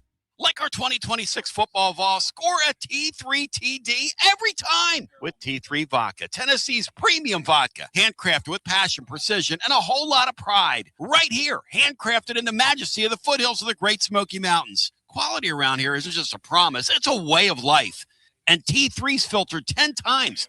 80 proof of vodka delivering a smoothness unmatched. This dedication to excellence has earned T3 Vodka prestigious accolades like a 5-time gold medal award-winning vodka and your SIPS Consumer Choice Award medal winner as well. Whether you're sipping it neat, on the rocks, mixing your favorite cocktail, T3 Vodka, your choice for a premium award-winning experience. Be like Maury Hanks. Score a T3 TD. Ask for T3 Vodka by name at restaurants and wine and liquor stores today. Drink it neat, drink it right, and score a T3 TD all 2026 long. Tennessee's Premium Vodka, T3, Tennessee's Premium Vodka, distributed by Empire Distributors of Tennessee. TB here for Cedar Bluff Plumbing, a live and local company that's been serving our area for over 32 years and counting because every customer counts, and I mean no job is too small. Cedar Bluff Plumbing just voted #1 by City View magazine because multiple plumbing experts are on call to serve all your plumbing needs. Chances are there'll be a plumber in your area when you call, and they won't send some salesman to your house. You're going to get a high character, trustworthy, highly trained plumber who will serve you, not like some of these guys that look like they came off the set of America's Most Wanted. Cedar Bluff Plumbing is Basilio tested and approved and will go the extra mile for you because Chucky Mack is a servant of the people and my consigliere to the throne, celebrating over 32 years of serving living volunteers. Cedar Bluff Plumbing. Call 588-4448. That's 588-4448. Cedar Bluff Plumbing. My consigliere to the throne. Shout out to Chucky Mack who's listening to us right now. Chucky Mack loves it. He lives it. He breathes it. Shout out to Jennifer Morris, Next Move, SmokyMountains.com. Shout out to the memory of Holly Spate, who's so heartbroken when Tony Valls left. Shout out to 1994. Brian Hartman, what happened in the summer of 1994? Take us through it, Brian. Brian Hartman, are you there? Are you fired up, focused, and prepared, Brian Hartman? Can you hear me? Brian Hartman, can you hear me? Now he can. Okay, hang on, Brian. All right, go ahead, Brian. Shout out to Brian Hartman. Go ahead, Brian. What happened in 1994, Brian? The Oklahoma Sooners won the baseball natty the last time they'd won it before last night. The New York Knicks played in the NBA Finals. And the USA hosted the World Cup. Ole, ole, ole, ole, ole. And what else happened in 94? Peyton Manning came to Tennessee. And what else happened in 94? The O.J. Simpson Bronco chase. Ole, ole, ole, ole. John, where were you the night of the W. Lynn's Breath graduated high school in 1994? Congratulations, W. Lynn's Breath. John, A.W. Linsbreath, send me your address and I'll send you some tribute. That's what I tell all these guys that have friends and the kids. I said, send me a card. I'll send you a tribute. Send you $100. John, what, you do that, right? Tribute? You send them tribute? No. No? What were you getting ready to ask? You graduate, and where were you the night of the O.J. chase? I was in the newsroom. You know what? And you know what I thought about? Yeah. I mean, it was so bewildering. Mm-hmm. It's toward the end of O.J.'s career. 49ers were playing, I think, in Atlanta. Mm-hmm. He was with the 49ers there at the end. Isn't that right? Sure was. Yeah, and he comes in there, and, the locker rooms are open in the NFL. Mm-hmm. I knew what I was going to write my column on, but O.J. was just sitting over there. Nobody was around him. I went over and, he's a legendary, one of the greatest athletes of all time. Yeah. So I went over and talked to him for about 15 minutes. Just one of the most charismatic athletes I've ever spoken to. Great voice, very articulate. He didn't know who I was. He didn't care. He was very direct, very engaging. I just thought, he was just a cut above the average athlete. So intelligent, right? And so, bright. And when he went into to movies and TV, it's as though they messed with his speaking. They tried to get him, I think, to speak differently. He sounded affected. He didn't sound affected back then. He sounded great. They should have left him alone. But anyway, all that just came rushing back. If I'd had to pick one guy who's going rogue and going crazy and killing somebody, right? O.J. would NFL player. There'd be a lot of candidates, but he wouldn't have been one of them. I had something come across my feed the other day on the YouTube, which shows you the kind of nonsense I watch on there. Yeah, boy. But it was this guy who was dating Nicole, and he fell in love with her. Really? And she told him, well, people think this was supposed to be him instead of that Goldman guy. Because O.J. walked up to this guy shortly before that happened and said, it's all a mirage. And walked away from him. That's what this guy claims. Now, I don't know if this guy's lying or not. But O.J., and then this guy says, I piece it back together. And the way O.J. could fool people, because Nicole told him that this guy beat her up so badly, like roughed her up. And he never, to the kids who are listening to us, the reason that's such a flashpoint in time to people is his image was beyond squeaky clean, which the old saying, you never know what goes on behind closed doors, has never been more accurate than when you talk about somebody like that. He is the last person that any of us that were on this planet at the time would ever think in the sports world capable of doing so. And here he was, a monster behind the scenes. He beat on that woman badly, like beat her up. And this guy was talking about that. He was talking about, those sorts of things.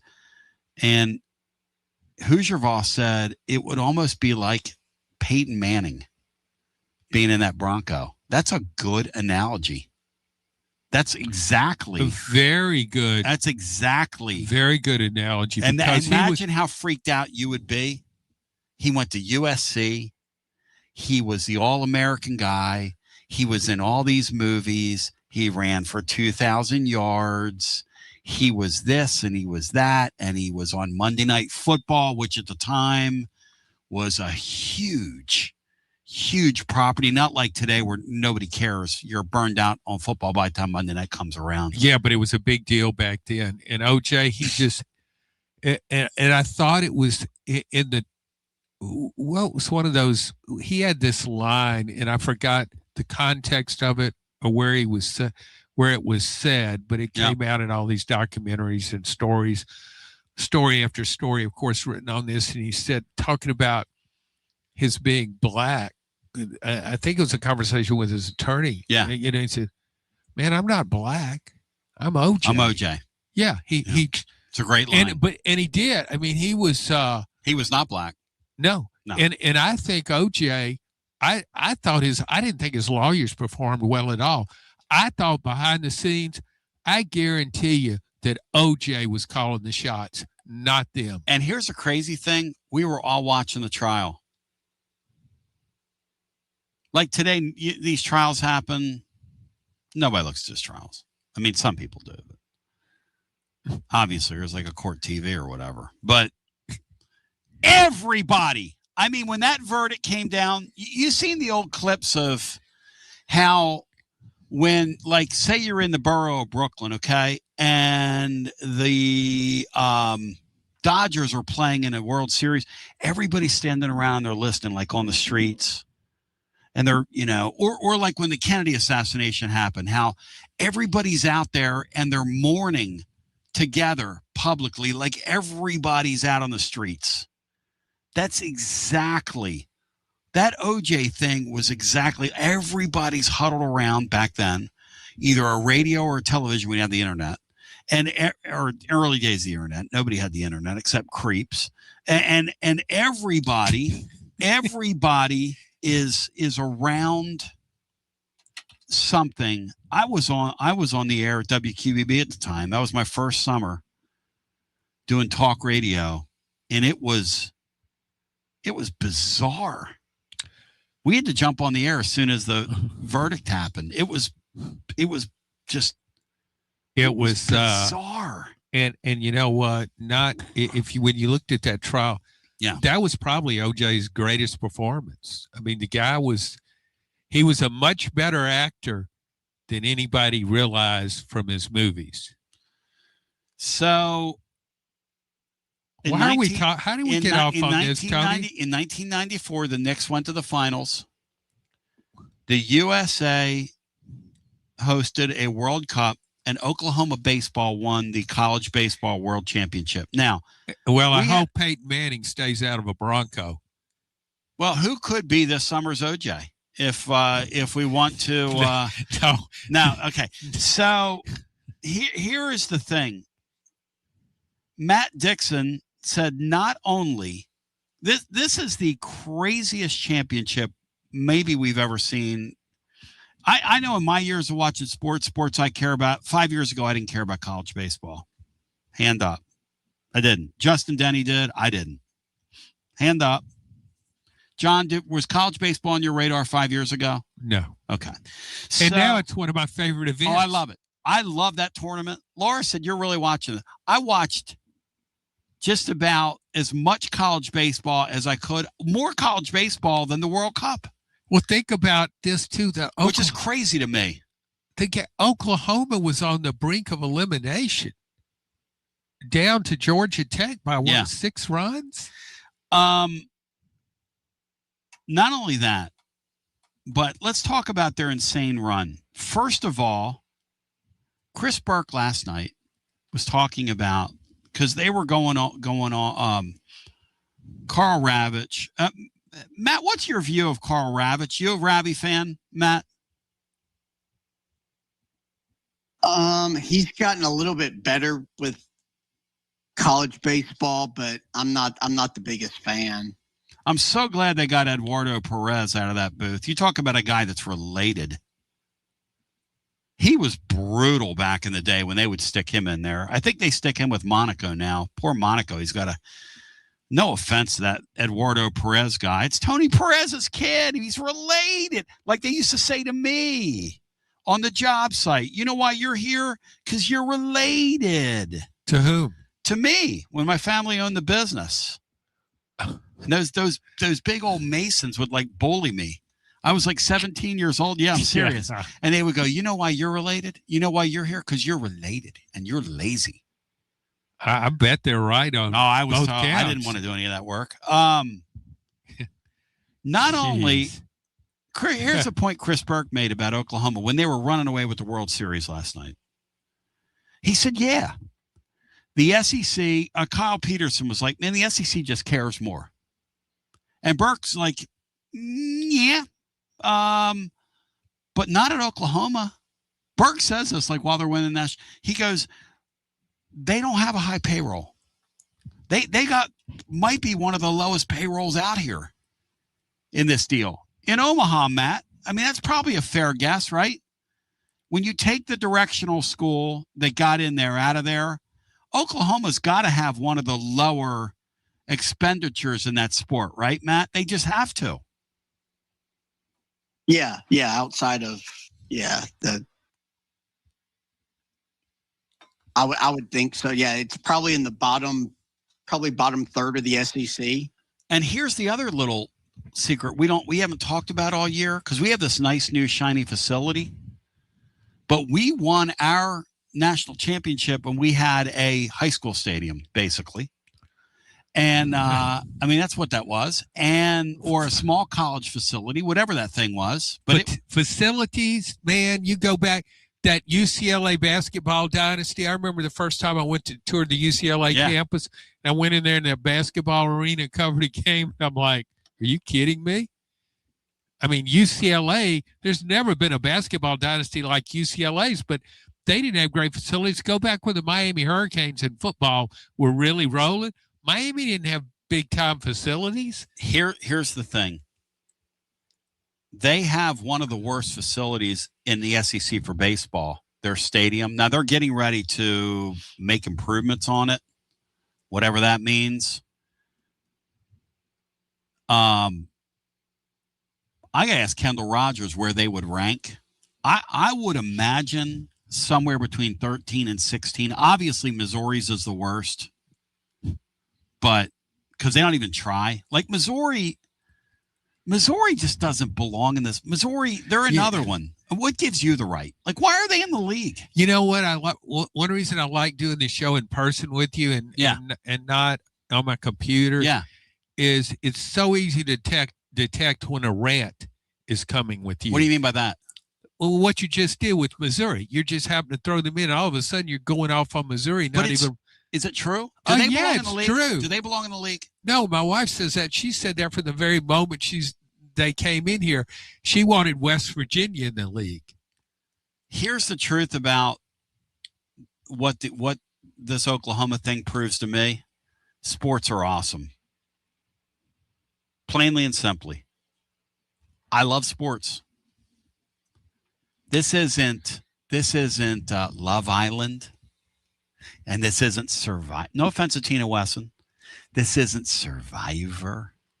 Okay? Nice name drop. This isn't America's Got Talent or a Superstar. What's that thing called, Matt? The thing where they come and they sing and they're the America's American Idol? American Idol. This isn't The Voice. I don't watch any of those shows. This is faux real. And Matt Dixon made a great point. I believe that the college baseball national championship of all the sports we follow is the hardest one to win. And when you see Oklahoma win it, you can't help but believe that. Because you better be hot and you better be healthy at the right time. You can be great. You can spend all this money you want to spend. That Notre Dame team that beat Tennessee, that, and listen, I was a neophyte with the sport then. I still am. I've got a thimbleful of knowledge compared to what Matt Dixon has, okay? But I know enough now to know with baseball that if you get in that tournament and you come out of this league, you got a chance to win it all. And that includes the Tennessee Volunteers this past season. Because what Oklahoma just did, Matt, explain to John and to the listeners just joining the point you made an hour and a half ago when we were talking about this subject, because it needs to be underscored about what Oklahoma just did. Yeah, I mean, they hit like just as many home runs in the postseason as they did the entire year. That's an amazing stat. Completely changed their weekend rotation and went and started 3 freshmen in the postseason, and they all thrived. And who'd they go through, Matt? Run it down. Were really good relievers. Who'd they go through, Matt? Run it down. Who'd they go through? Well, the Mercurius kid, and then the Corder Rager, the big lefty, who I think had actually been in their rotation, but like their game 3 starter, he became their Friday night guy. And then the Mercurius kid and his brother, who had been a starter, wound up being a reliever and a really effective one. So they just went to 3 freshmen at the end of the season, and they just, I don't know. And like they all performed. Bad shower discipline's got a great point. The other thing about baseball that you don't get with other sports, you have to fight those mental hurdles and those demons. Somebody explained to me how Arkansas has never won one. They've got to be sitting there. They care so much about it. They have the Taj Mahal facility in the league.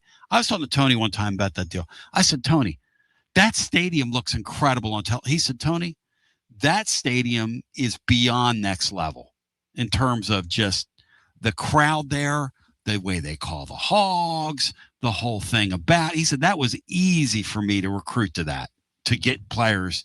You bring them to a game, you show them that deal. They've never won it. They dropped what was it, a pop foul ball, Matt? Is that what it was? Yeah. Never won it. But they're Florida State has an award named after Posey. They've never won it, John. Here's the thing, though, about baseball that separates to me. It's almost, there's a golf component to baseball about the mechanics of pitching and of hitting, of getting, and you're trying to replicate just the right form that you do is every at bat, every swing, and it's not that easy to do. Football and basketball are more like pure athleticism, skill certainly, but in football, big, strong, fast, you're going to be big, strong, and fast every Saturday or Sunday. In baseball, it's that golf element. Your swing gets a little off. Your pitching mechanics get a little off. Boy, but Oklahoma's just came together at the right time. Jeez. That's what you see. They were starting to hit at the end of the year. So against us, yes. Yeah, they started to hit. Yeah. And that carried on through. But the pitching, it was almost like they went out and got some new pitchers and brought them in for the tournament. Tennessee's bullpen started Oklahoma's run. Reynolds ought to get a ring. Arkansas, Florida State, North Carolina, they have to be sitting there going, okay, Ole Miss won a national championship. The University of Tennessee, listen, this is their sport at Arkansas. It's their hope. Vanderbilt twice. It's the truth. It's their hope. Well, Vanderbilt, Vandy Dandy, and other Vanderbilt fans, close your ears. They had a loophole, and little Timmy had himself a loophole, and little Timmy exploited it. And they won a banner or 2 or 3. But now the loophole's been closed, and little Timmy has to exist with everybody else. And it's a new day for you, Basha. It's a new day for you. Okay? It is not. And by the way, the old day ain't coming back there, little Timmy. Put your hard hat on and understand this. You are a runaround car now in this league. And they will never. Matt, Vanderbilt will never hang another national banner. Can I get will you drink to that? I wouldn't predict them to. No, I think their run of being at the top of the sport's over. Go ahead, John's getting ready to say. Well, I'm getting ready. How can you say that when we just talked about how unpredictable the sport is? I'm predicting it. Yeah, well, have you ever missed on a prediction, Tony? A lot of hot takes, John. A lot of really terrible takes down through the years. But I'm still a takesman. I get up every day and I take. And you forget what you took yesterday. I pretty much eat and take the same thing. But yeah. Well, you don't let it bother you if you're wrong. You can't dwell in the past. No, but what did you think of Maury Hanks bringing up Scottish Inn on here? He's listening, and he wanted you to know that he liked your work last week. That caught me off guard when Maury said that. He's a sharp guy. Maury? Mm-hmm. No, he's not. He's a simpleton. No, he's very bright. And he wears. Matt, can you imagine how those Arkansas fans feel today? Because they love college baseball. Like it's truly the sport. Because they can't compete in football anymore. That train is. They can compete in basketball. And they won a championship in basketball. Yeah, I don't know. I don't know about today. I mean, yeah, they can. Sure they can. Calamari's not going to win there, though. He's taken them to nearly the Elite Eight once. All right, here's somebody we haven't heard from, Matt. I want your thoughts on this because Matt always gets on me when I say this. M. Hansen 123 Knox. Thank you for being there, M. Hansen 123 Knox. Good to hear from some different people. No offense to Vandy Dandy, Timothy McGee, and some of you other Dave 0051, aka Nega Dave. He says, I agree with Chris Burke. They need to do something about the speed of college baseball games. Last night, 7 p.m. to 10:50-ish. A championship game, 4 hours. And here's the thing about last night's game. A non-competitive championship Thank you. game. That, Matt, is ding-dong. Because if it's competitive, M. Hansen, these managers go out there now, and they'll make a pitching change in baseball every other batter. And it takes 5 hours. Like Chris Burke's right. They need to take every major league rule and adopt it and make their game faster. Every single one of them. But, I thought the tournament was so compelling. I mean, I sat there and watched the whole thing last night. I wasn't complaining about the length.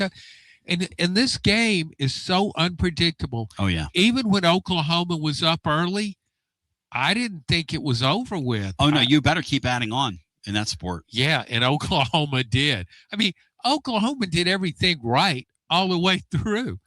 John, the only thing in my lifetime I can compare that thing to was that night that NC State beat Phi Slamma Jamma. In terms of that North Carolina State team going into that tournament that year won 13 games. Do you remember that? I'm going to look it up. It was kind of like that North team Carolina all the way State's through. Final Four team 2 years ago where they were so bad during the season and then won the ACC tournament when they were going to fire their coach when they lost their first game in it. That's correct. I thought they were 9-7 in the ACC. Hang on, I'm going to look it up. I think they were 9-7. It's Oklahoma's first natty in a big three major men's sports since Josh Heupel won the national title in football with them by a score of 13-2. Say it again, Bri.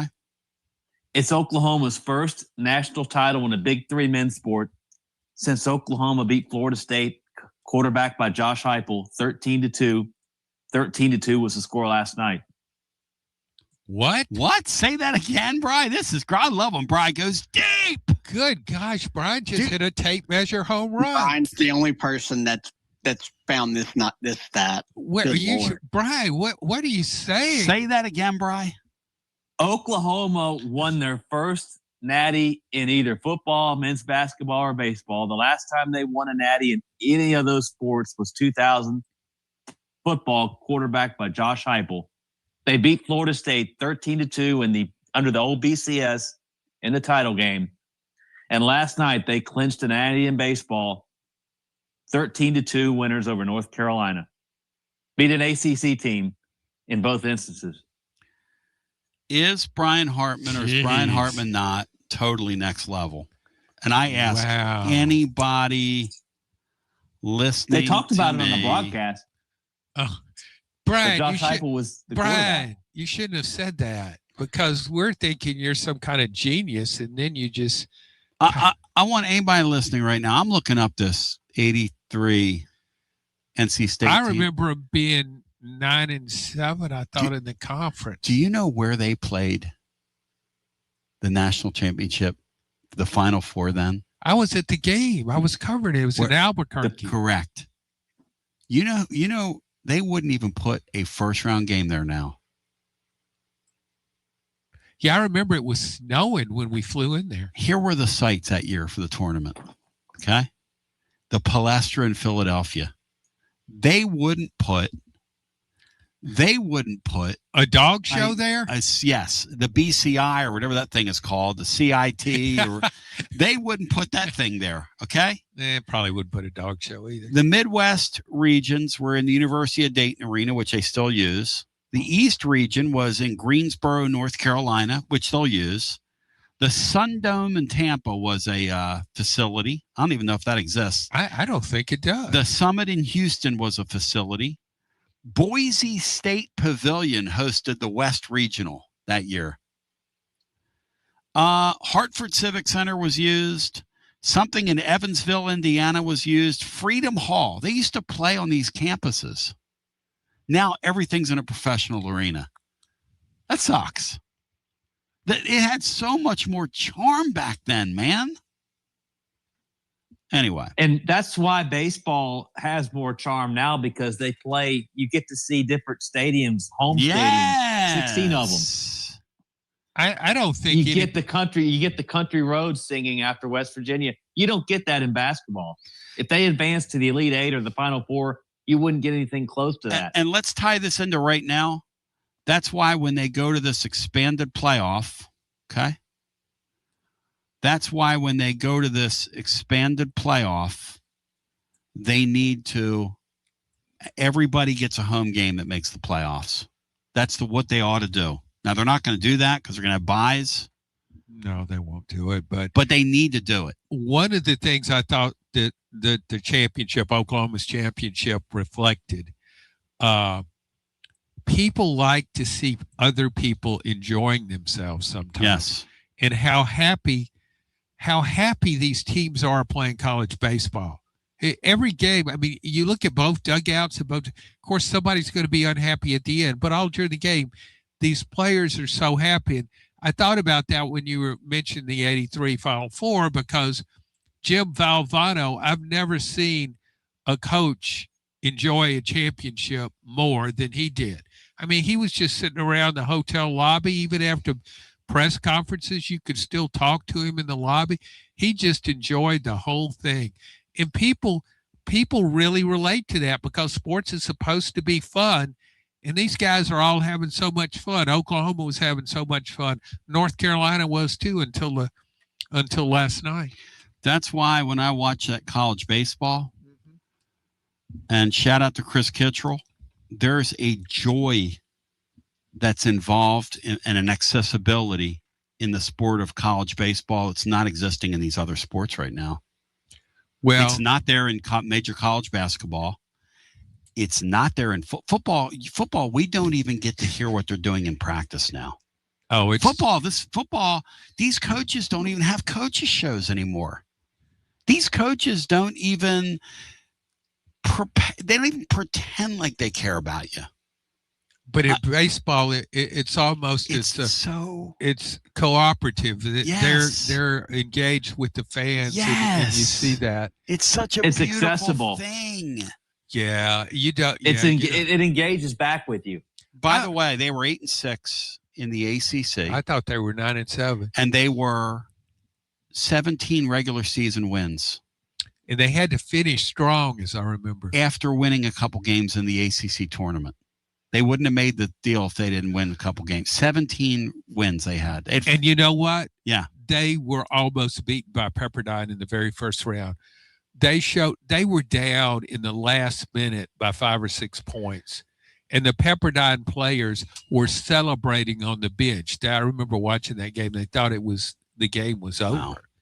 They had 14 regular season wins, 3 in the ACC tournament, 6 in the NCAA tournament to win it all. They won 9 straight games. Now that's exactly what Oklahoma just did. And like Oklahoma, they beat some good teams. I mean, that Houston team was one of the best college teams I've ever seen. Matt said it earlier. This team had to go to the team I thought was going to score 30 runs on them. That Georgia Tech team was going to beat them like they were mad at them. And it started out they were down. Didn't they beat them by 6? 10-2? I think they were down by 8 runs. Yeah, I think it was 10-2 and they at one point. Didn't they lose the first game, Matt? And then the second time they played them, they were down by. Yes, yeah, they were down like 8-2 in like the fourth or fifth inning in an elimination game. They were going to have to beat Georgia Tech twice. It makes zero sense. And well, see, it's all. And again, I'm like Tony. I hadn't followed this sport that long, so my frame of reference is very limited. It's not like football and basketball, but I go back to Tennessee's a lot of things I relate to Tennessee's great team in 2022. And I don't. You look at Georgia Tech and UCLA this year; they had super regular season. North Carolina had a really good regular season too, and you know, but. And then Tennessee, that was just such a strange ending to a season. It was kind of like, I just didn't think it could happen. Not against that Notre Dame team. No. I mean, if it had maybe been an Arkansas or somebody or another SEC team, but Notre Dame, I mean, how good could Notre Dame baseball be? Georgia this year pounded home runs. Oh, they paid so much money for their roster. They loaded up and went for it. They brought in transfer on top of transfer. Matt, what do you think Georgia's payroll was compared to Oklahoma's payroll? Double? A considerable amount more. Yeah, they've gone all in on the portal the last couple of years, especially the pitching side. Their payroll was a whole lot more than Oklahoma's. UCLA had the number 1 pick in the draft. They got beaten they got knocked out in like 2 games pretty quickly, or 3 games. They didn't make it to June. No, they didn't even live to tell about it. I mean, we wonder a little more about their schedule though, right? But then they beat Tennessee early. Oh yeah. I mean, it was not like they didn't play anybody. The guy that shortstop's going right off that board. Whoever has his pick. Do you think? So much has been made of Indiana's national championship in football. It's one of the most dramatic things we've seen in college football history. Yes. But and I think one of the things it created, it helped that it was a basketball school, because you're thinking, well, if Indiana can do that, why can't we do that? I'm thinking the Oklahoma thing might have, to a lesser degree, but the same kind of effect where these schools. Baseball matters in the SEC, and we just went through a season where every team in the SEC ought to think, why couldn't we do what Oklahoma did? Why don't we invest more in baseball? Pardon my ignorance, but why would you invest in it? Because Oklahoma doesn't invest any money. It still won. But I bet it will from now on. I don't think so. They didn't care. John, they didn't show up in Omaha. That Mason Young said, they'll show up for the championship series. I'm like, well, that must be nice. I mean, and they did show up. Well, they did. Yeah, of course. This is when Bosworth comes out, and all of a sudden these guys care. Those guys couldn't name 2 damn baseball players on the field out there clout chasing. I mean, what are we doing? I bet if I was a parent, I'd be like, look, you guys, hey, Barry, I'm glad you're here. Where the hell were you in May when we sucked? But I bet next year they'll care. I bet a lot more people would care. There weren't 30 people.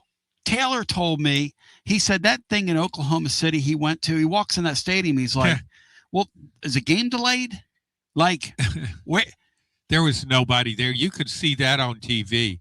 I remember Brian Jonesy from my days at UT. He lived in Atlanta. He took me to a Braves game in Fulton County Stadium, John, okay? This is 1987. I'm telling you right now, we bought like get-ins, okay? He said, Tony, I said, let's get good seats. He said, yeah, we're getting good seats. We're going to get get-ins.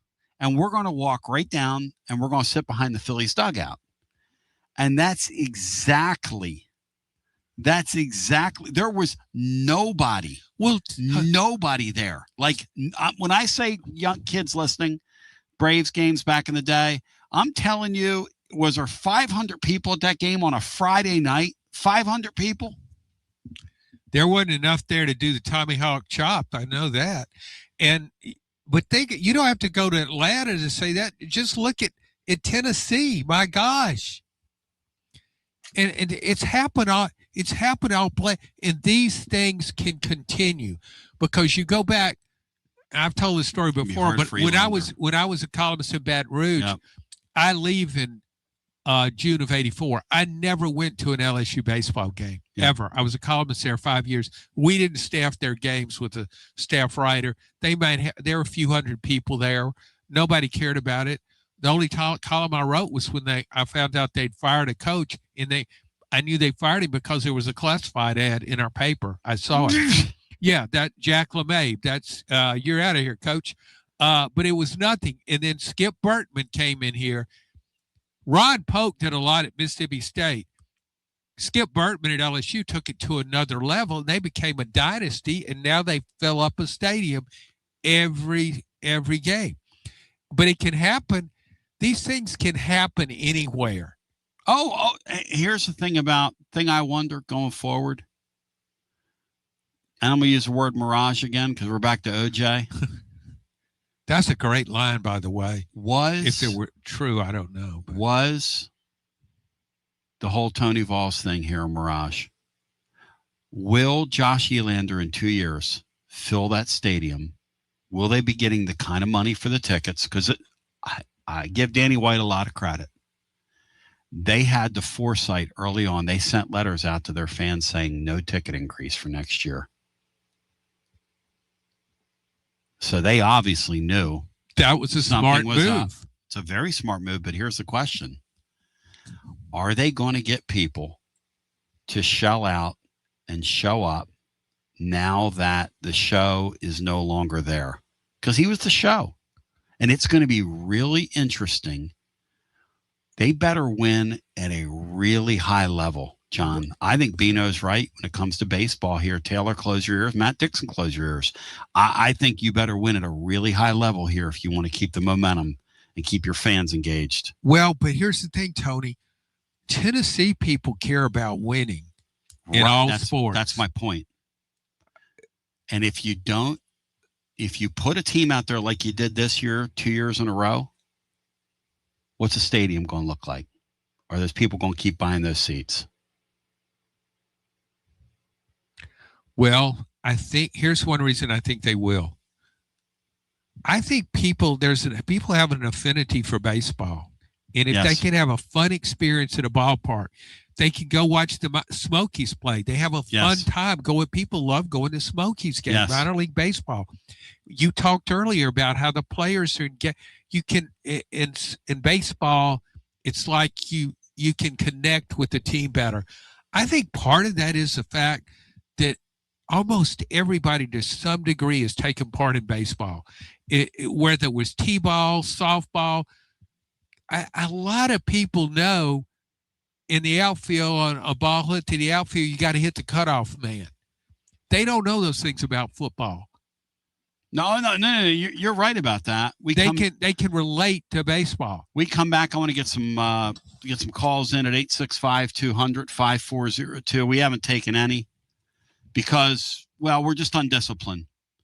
But we haven't had any. So if you want to jump, excuse me, but Laura came back because she said Tony won't let you in. 865-200-5402. I think the long-term thing with baseball here gets really interesting. We'll see.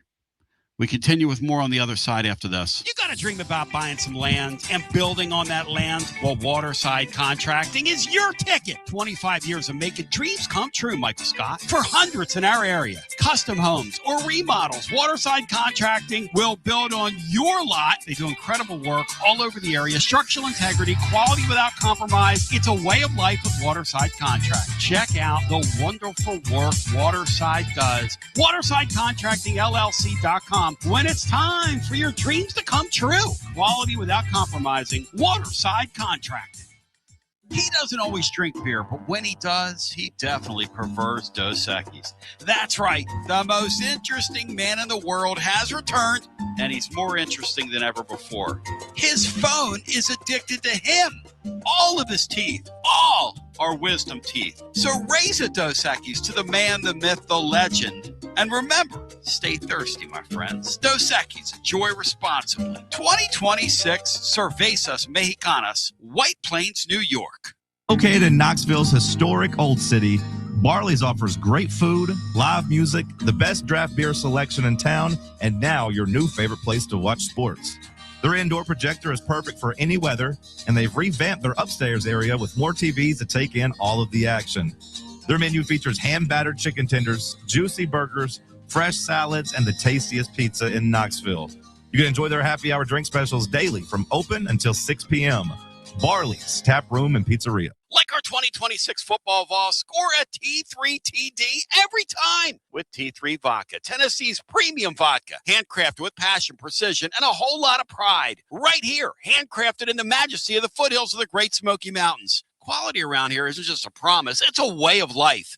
And T3's filtered 10 times, 80 proof of vodka, delivering a smoothness unmatched. This dedication to excellence has earned T3 Vodka prestigious accolades, like a 5-time gold medal award-winning vodka and your SIPS Consumer Choice Award medal winner as well. Whether you're sipping it neat, on the rocks, mixing your favorite cocktail, T3 Vodka, your choice for a premium award-winning experience. Be like Maury Hanks. Score a T3 TD. Ask for T3 Vodka by name at restaurants and wine and liquor stores today. Drink it neat, drink it right, and score a T3 TD all 2026 long. Tennessee's premium vodka, T3, Tennessee's premium vodka, distributed by Empire Distributors of Tennessee. Big news, Basilio family. Get ready, because the 2026 Knoxville real estate market is officially shifting into high gear. All signs are pointing toward a record-breaking year, and the energy across East Tennessee is absolutely electric right now. Whether you've been dreaming of finding that next home, looking to capitalize on your current equity, or ready to dive into the investment world, the timing has never been better. Having a game plan is the key to winning in this fast-paced market, and I'm ready to help. Give me a call, Jennifer Morris, at 865-694-5904, or reach out at nextmovesmokymountains.com. That's nextmovesmokymountains.com, and go Vols. Baseball fans, it's time to step up to the plate. Look your best. Get some new Tennessee gear from Alumni Hall. Alumni Hall has the best selection. Top brands for you to choose from this season. Look, it's nice and warm outside, so get into any of their 6 air-conditioned East Tennessee locations. Shop online, download the app, grab your Tennessee baseball jersey, your hat, your decal, maybe a t-shirt, and they have so much more. Earn $10 in rewards for every $150 you spend. Go Vols and shop Alumni Hall, your ultimate Tennessee shopping destination. Touch them all with Alumni Hall. Basilio here with the great Chad Stockton of FC Alliance. And Chad, I can hear it in the background, brother. It's World Cup season, and you guys are in the middle of it. Talk to me. We are excited. Our U9 through U12 trials just kicked off today for our locations in Knoxville and in Johnson City. So we're ready to offer any player top-level competition, top-level training anywhere they want to be in Northeast Tennessee. In our programs, we offer competitive play for anywhere from 9-year-olds to 19-year-olds. We've got 2 locations. Our location in Knoxville is kind of our home base, and our location up in Johnson City in the Tri-Cities area is our FC Alliance North. Both locations are growing tremendously, and we're excited about what the future holds here at both locations. Growing the beautiful game in the season of the World Cup. Chad Stockton, how can folks get more information? Go to our website, FC Alliance or FCAllianceNorth.org. And both locations, we're happy to serve the beginning player or the more experienced player, because what we will promise is the top-level training and top-level leagues that we can play in for all of our players. Growing the beautiful game in Knoxville and now also in the Tri-Cities. FC Alliance. Thank you, Chad Stockton. Thanks. Thank you, Chad Stockton. I love you. Loving every minute of it. By the way, we need to get our boy Cam back on. Do you like hearing yourself talk, Tony? Do you like listening to yourself? Not really. 865 when I'm doing commercials, it's awful. I don't think that's true. I'm excruciating. I'll tell you what I do like. That's a mirage. Is young William Pattison. That's what I like. I like me some young, and he's up next with the playbook. You're listening to FM 105.7 and AM 1340, WKGN Knoxville, and W289CU Knoxville. Fan Run Radio. Going hard with you on a Tuesday. Hard in the paint. John Adams with us. Tonight's the NBA draft. Matt Dixon, I want the honest truth out of you. How much NBA draft are you carving out tonight in your life? How much of that will you watch? I don't think I'll have it on at all. I'll probably follow along on Twitter to see where Tennessee players go. I didn't even watch the NFL draft. Brian Hartman? It's a waste of time. How much NBA draft? The NBA has just really, even during the finals, it just hasn't really been close to the front and center of my radar. And the draft, I didn't even know. I forgot about it until you mentioned it yesterday. So I'll probably flip it on a little bit just to see maybe Nate Ament's name get called and see him go up there and shake the commissioner's hand and get a hat and see what kind of suit he's wearing. But other than that, it just doesn't seem like something I want to watch for more than, especially not all night. I'll tell you guys what's crazy about the draft and about this one and done thing in basketball, what they've done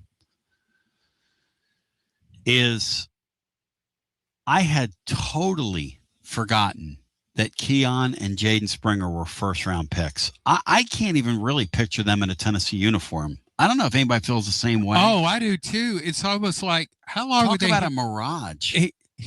Right? Going, everything's a mirage. It's almost like they were here for a few games and then they were gone. But see, that's the thing with Nate Ament. Seems to be a really good guy, a young guy, very promising as a player. And imagine if he'd been at Tennessee for 4 years. Oh. I mean, we talk about being able to connect with these athletes. I think that would have been a connection, and people would really be anticipating this draft. John, he'd be one of our own up there tonight. Yeah, but see, that's why a VFL has become such an outdated term. People just come and go. Imagine if he was here for 2 years, you'd have that. Yep. Like when SEMO made it to the bigs, man, we celebrated. When those guys get in there, when the football players go in the first round and they've played here for 3 years. Now, last year, the two guys that were slated to be here were both transfers. It's like, okay, I mean, all right. Like some of these guys, I forget even played here. I'm like, somebody was talking about Julian Phillips here today. I'm like, I don't even remember him. He's still playing in the league.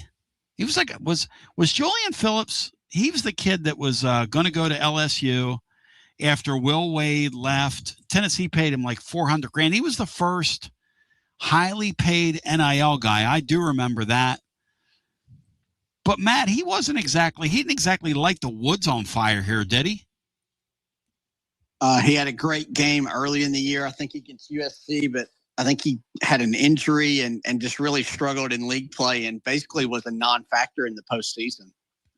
Came off the bench. If you'd asked me who was Julian Phillips, I would have had no idea. See, that's my point. And he's one of your guys that's in the NBA. Let's go to the phones. The crazy thing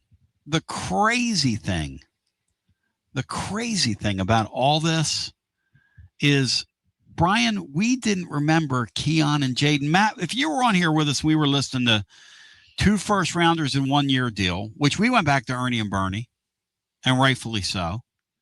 And the guys taken ahead of Bernard King are comical. That I listed on the blog today. Those guys are comical. Would you have remembered, Matt, off the top of your head, or would that have gotten through you? It wouldn't have been like immediate, but after a minute or two, I would have gotten it. But to your point, I like it didn't just immediately come to mind when I heard you guys ask the question. It's so odd. I don't even remember I'm having trouble remembering the name. Part of this is age, I think, but the point guard that was so highly sought after for Tennessee, Kennedy Chandler. Yeah. See, here's the thing he just didn't seem like he was here. He just like, and he was a nice player. But here's the thing about Kennedy Chandler. People said, well, he should have stayed in school. Let me tell you something. Kennedy Chandler, between his first year and his second year and his third year, wasn't going to get taller. That's why he didn't play in the league. He wasn't going to get taller. Let's go, or bigger. I mean, he's a little dude. And those guys in that league are going to get run over. He can make some plays. Nice player. But they got guys that are that are 7'5" that can make that play now. And in that game against Michigan, when they got beat on that Saturday afternoon, which happened mere hours after Kentucky got beat by St. Peter's, which was a real joy killer. But after he got beat when they got beat in that game, you had to tip your cap to Barnes because they put the ball in that guy's hands like 3 times in a row. Yeah, they did. Down the stretch. I do remember that. And that's, as a coach, you've done everything you're supposed to do. But let's get our next call in. Hello and welcome. You're on the air. How my friends compatriots doing today? W. Lynn, welcome in. Tony, congratulations to Oklahoma. I will accept on their behalf. They were always my favorite team in the Big Eight. And as far as the SEC goes, I don't think we recruited against Oklahoma as much as states that border us. So, I'm not hating on them yet, Oklahoma. Were you a Sooner Schooner guy, W. Lynn, back in the day? Oh, yeah, I hated Nebraska. I always wanted Oklahoma and the Wishbone to win the Big Eight. Even though I hated the Wishbone when it beat us, I loved Oklahoma running the Wishbone. The Sooner Schooner was the coolest thing ever. I think that's my favorite thing in college football. I do like Ralphie at Colorado. Ralphie's awesome. But Chief Osceola, or whatever they call him, he's next level as well. I like Uga just sitting in that ice house. Uga's next level. Smokey's are great. Smokey's better than Uga. He whooped him in 1968. Handlers let him get too close, and old Smokey took care of him. The Sooner Schooner, though, that is just and the times that it's tipped over. I know that's because it's like there's some drama there. You don't know if it'll make the turn. I mean, that's a bad thing. If your kid's in that schooner and they're rolling around and they're having a good time and that thing rolls over, that can't be fun as a parent. Yeah, you got to have a lot of insurance if you got that job. Yep. And it cost them a 15-yard penalty in the Orange Bowl in like a national title game or something once. There you go. Sure did. I think they ran out on the field with it in the middle of right after a touchdown or something. Boy, those are the days, man. But Tony, you brought back some memories. You were talking about the '83 NC State team, and you were reading off the arenas that the tournament was in.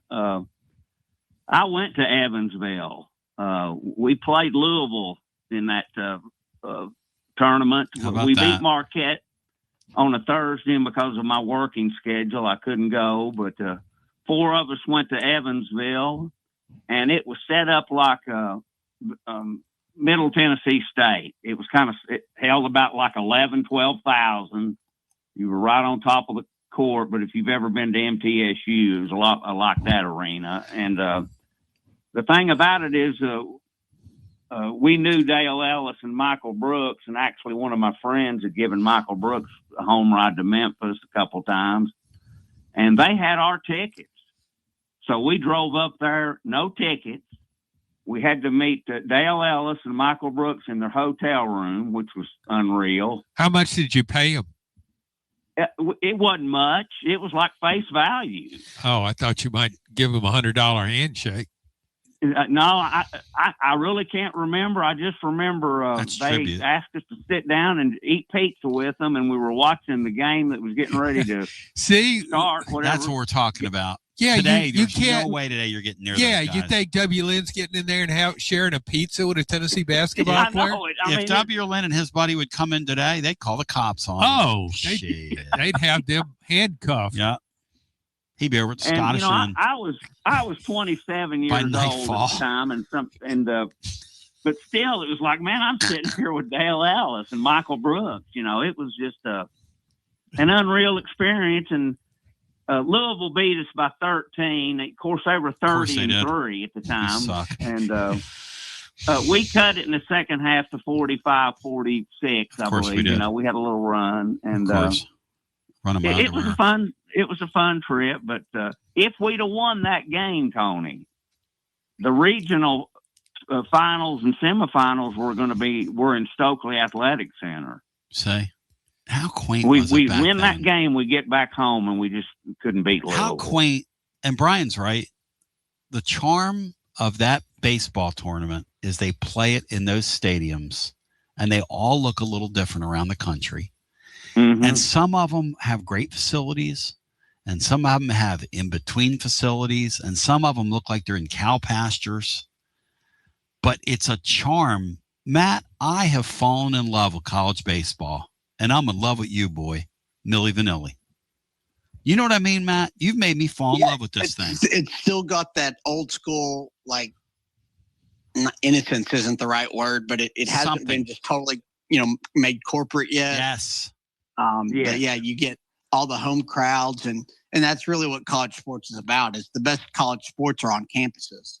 Where everything great is, and it's like that until you get to Omaha, and then it's a great celebration of the sport there too. And that Omaha thing, John, that is unreplicated. Those people, that you can feel the love. I've never been there, and you can feel the love through your television. Yeah, I mean, I just covered one of them, and it was the way the town goes for that event. I mean, it completely takes over the town. So great. And that there were plays. I find myself in these baseball games, and I don't do it in any other sport. I'll see somebody make a play, and I'll flash back to my childhood watching Major League Baseball. When that guy made a throw from right field and cut it, that was an incredible play. The Oklahoma right fielder, when he threw that man out at third, guy he shouldn't have tried it. It was a bad move, but it took a perfect throw to get. I thought about watching Roberto Clemente as a kid. And, it was he uncorked it. And here's the thing. You should never make your final out at third base. That was a cardinal sin. Did you know what did the third base coach? Did you notice what was he? Did he have his hands up? Was he saying no? That's our head coach, I think. By the way, Devin Arnold Goval says Omaha was my favorite sporting event I've ever attended, and Tennessee wasn't even there. Wow, that's the nature of it, man. Yeah, that's cool, W. Lynn. Because when you go to these big cities, and I got time for that. When you go to a big city, I mean, I've been there like with Final Fours and stuff, and the people in town don't go. They don't even know what's going on. I'll tell you where the people in town know what's going on is this World Cup.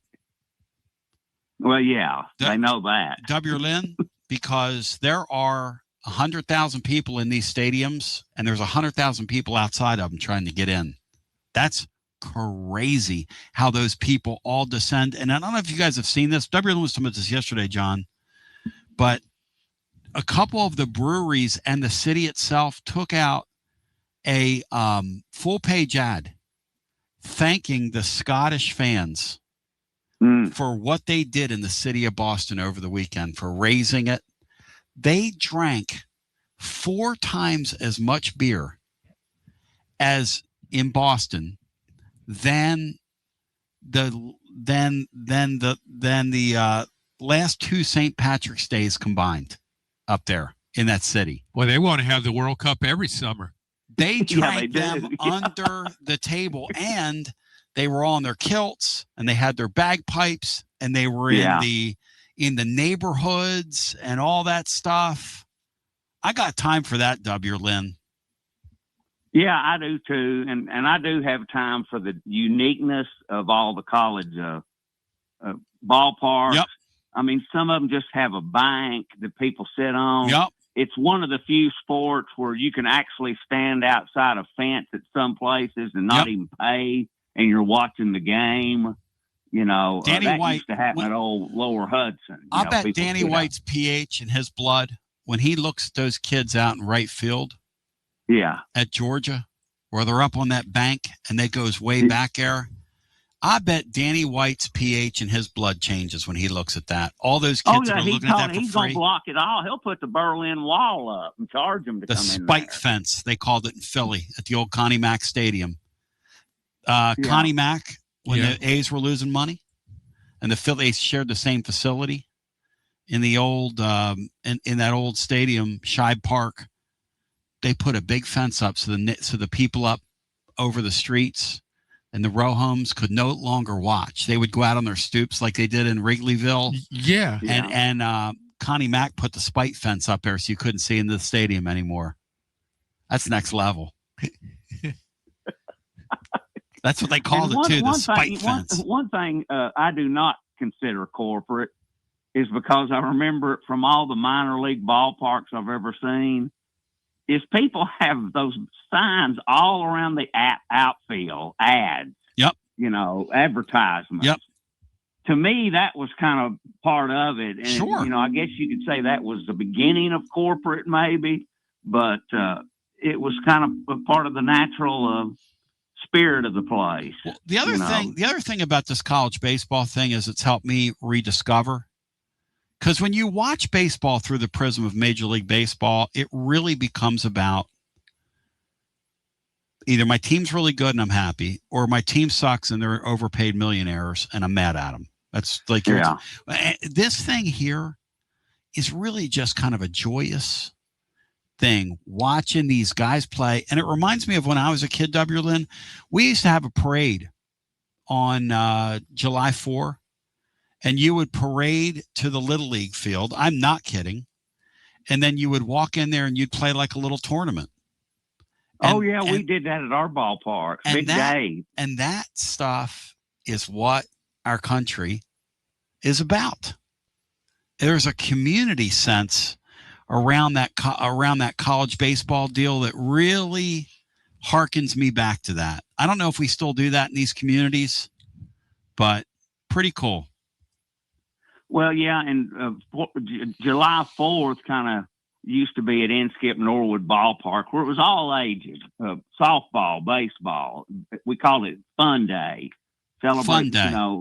Had a dunking booth down there, stuff like that, And this weekend ball has kind of ruined all that. At the You're right. You're right, and that's money. That's the money in sports. Oh, it's all money. Has taken the community aspect out of the baseball experience.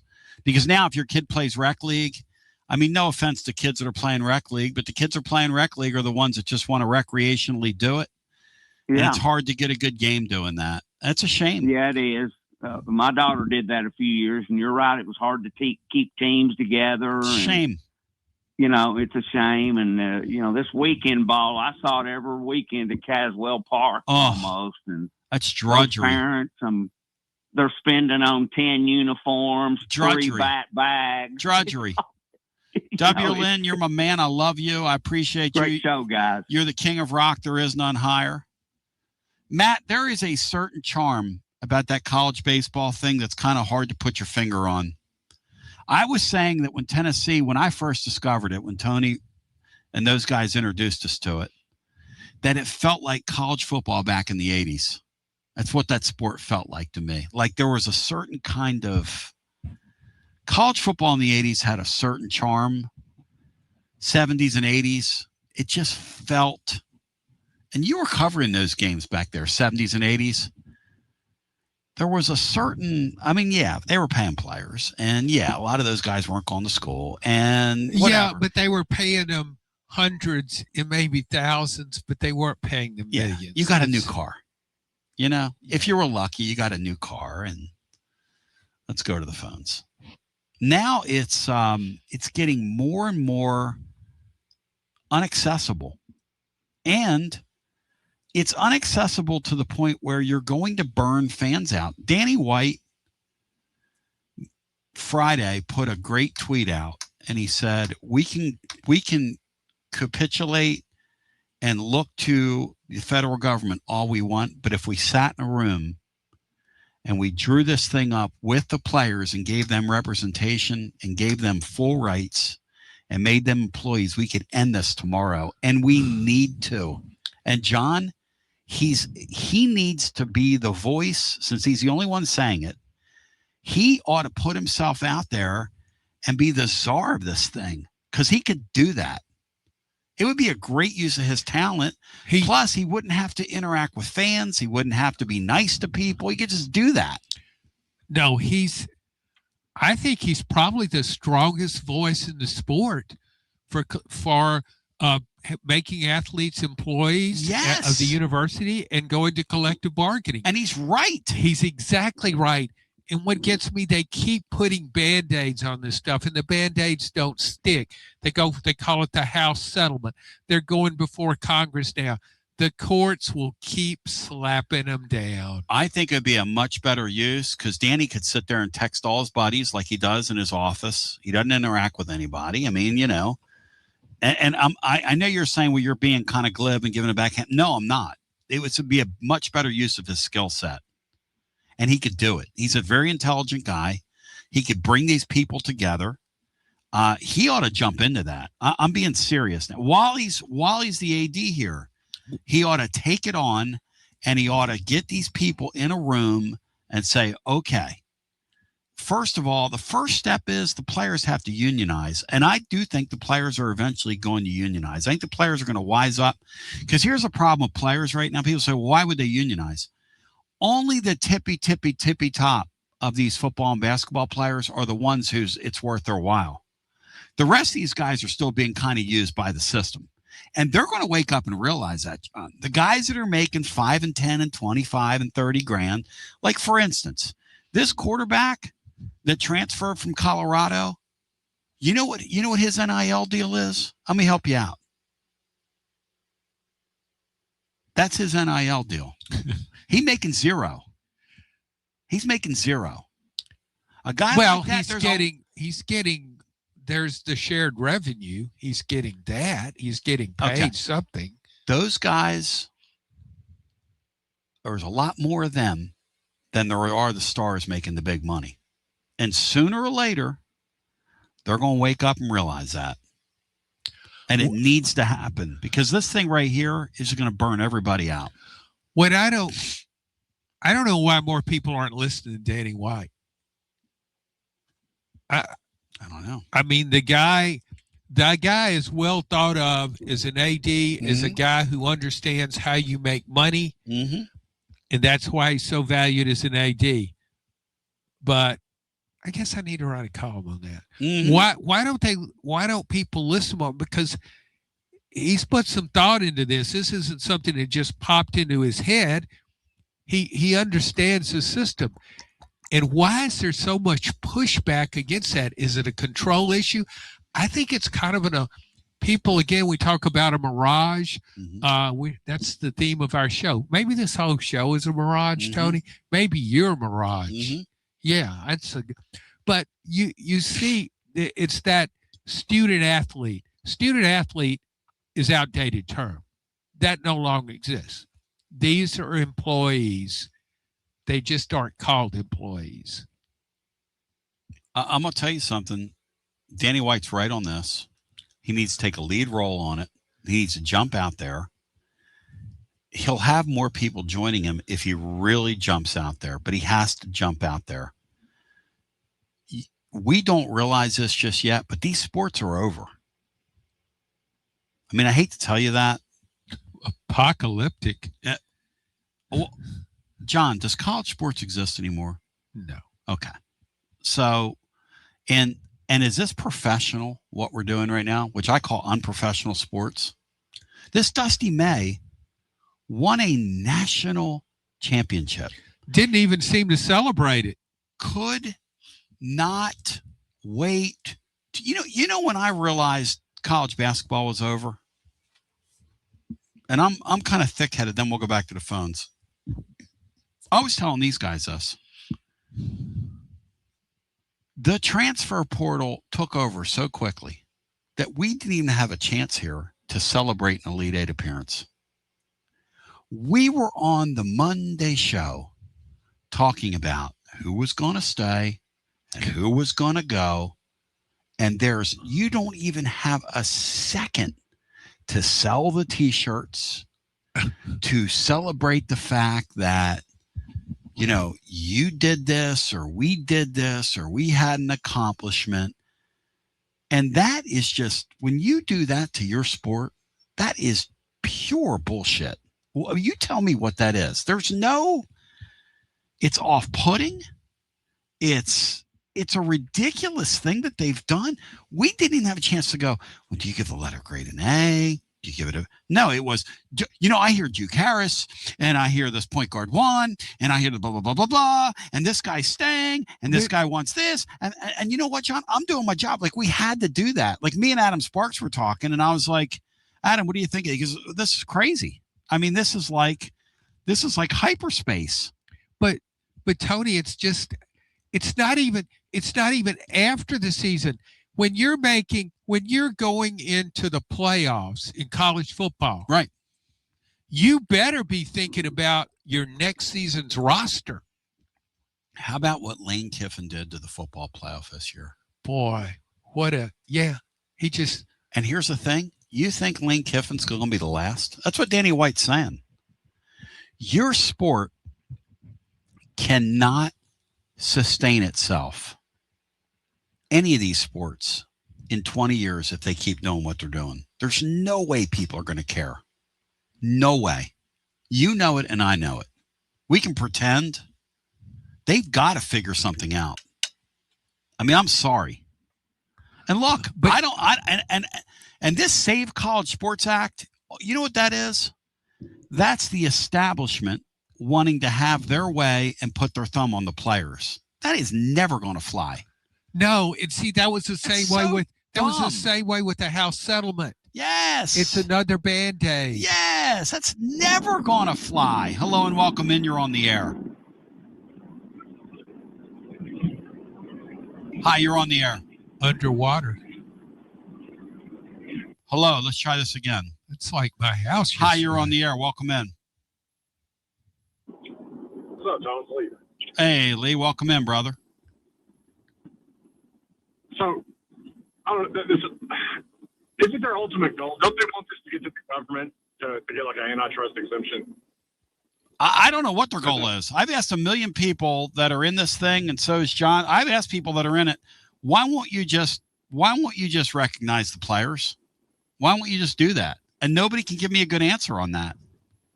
They don't want to make them employees. They don't want to have to give them insurance. They deal with all that. I feel like, all these schools for years have been saying, well, we need directives. We don't have any rules. Tell us what to do. So they come out and, they come up with this committee that's supposed to verify all the NIL deals and all this stuff. And then the school, and then they get sued. So now the NCAA just, they just throw their hands up in there and say, what do you want us to do? Our recourse is just to go to the government, which is insane.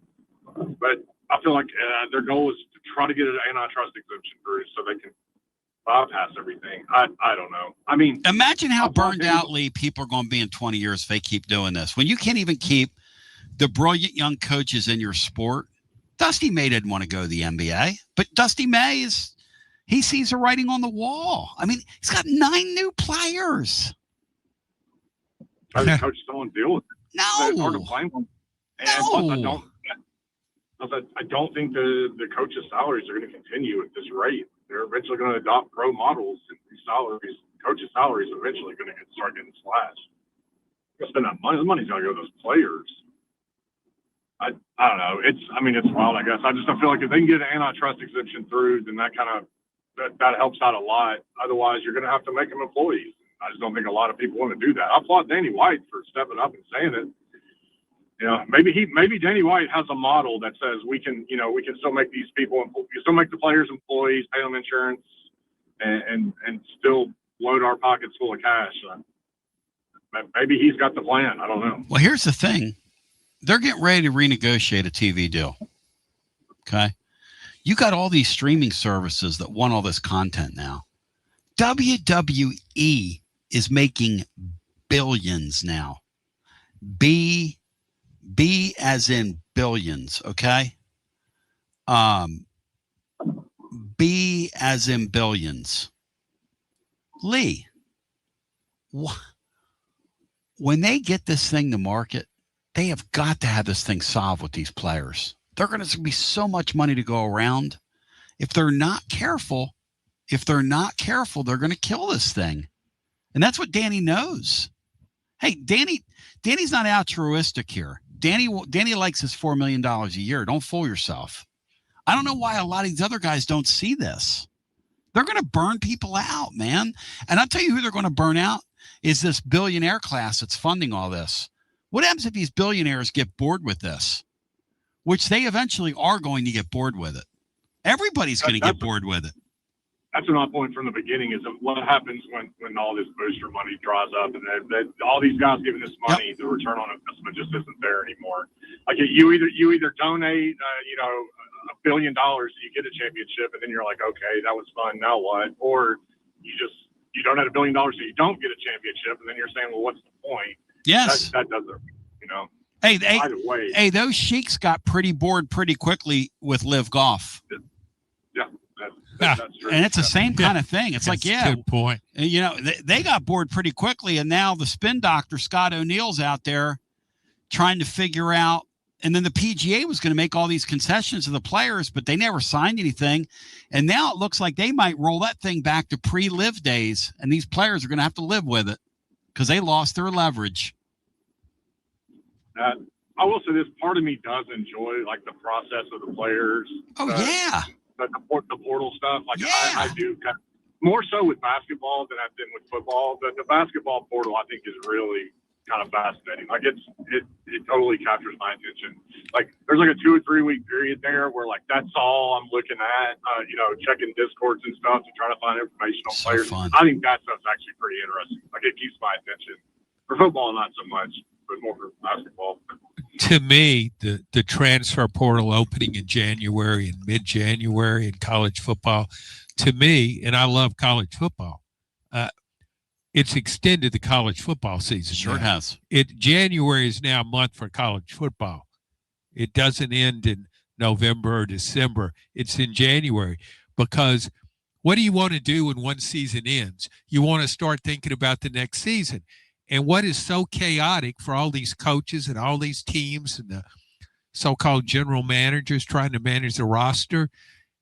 I mean, it's entertainment too, because it's like trade. It's a trade market. Like you're making trades, like in the winter meetings in baseball. Who's going to get traded? Who could you pick up?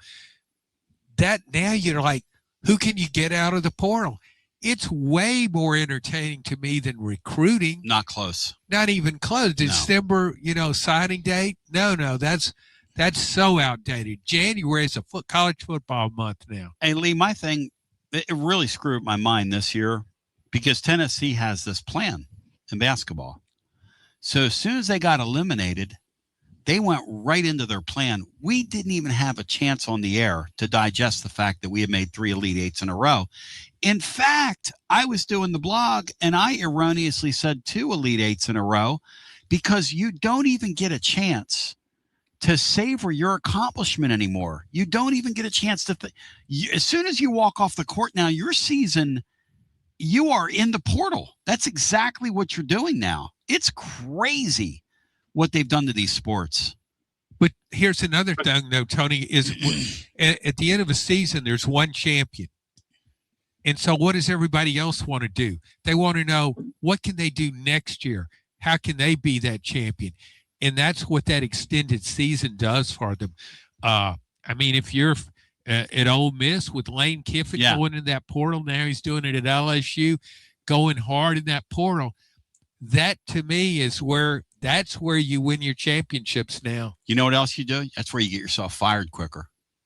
I think that's why Josh Heupel hasn't been as – you raise those expectations. You walk into that portal and you're taking those billionaires' money and you're running up that cash register and you got that $50 million payroll and you come in Neyland Stadium with 3 or 4 losses and they put another one on you.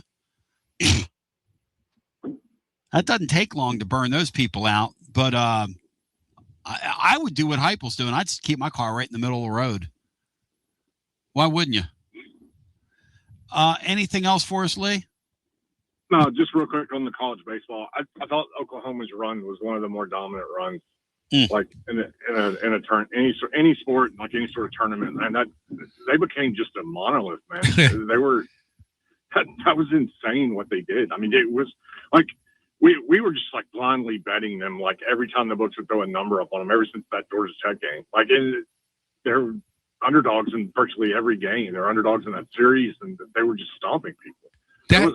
How are they such a prohibitive underdog to UNC going into that series? I couldn't believe that number. I couldn't either. And see what are we doing?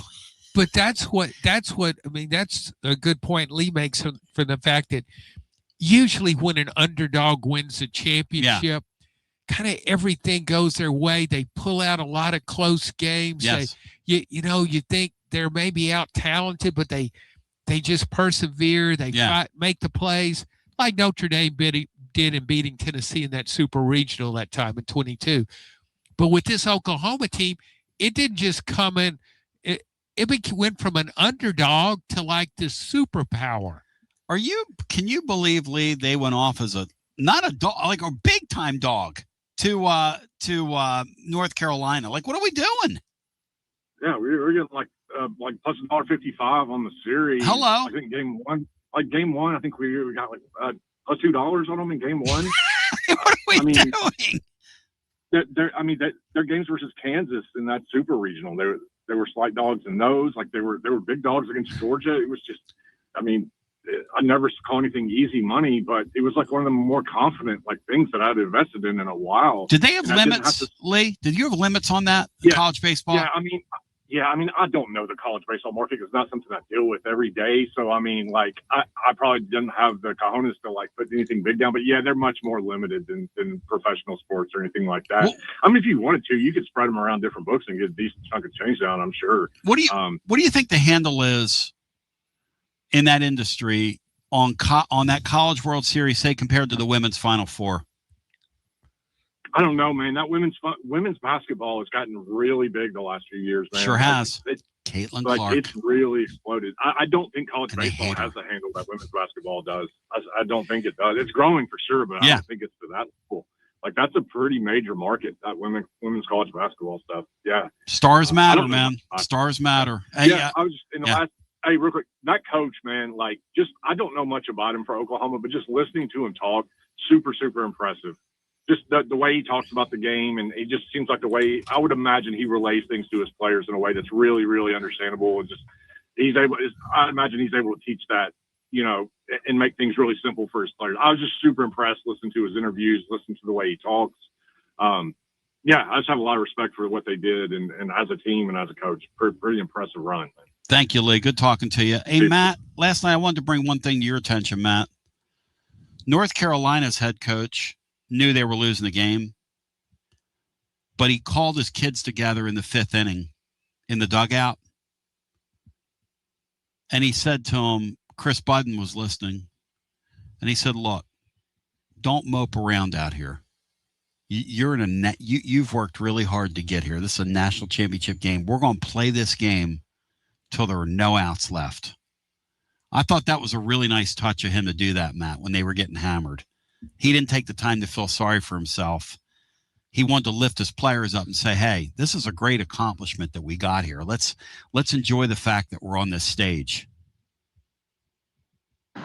Yeah. Yeah, because they'd already used their 2 best bullpen guys, and they were down at that point. It was probably 6 runs or something. So, they weren't coming back unless Oklahoma just gifted them some things, and they weren't going to do that. So, that's the way you hope your team approaches something like that, even though, in the moment that had to be almost impossible to do. Just to get just destroyed like that and for the national title, it's got to be so demoralizing. But yeah, there are still outs left, and for a lot of those guys, it's the last game they'll ever play. Yeah.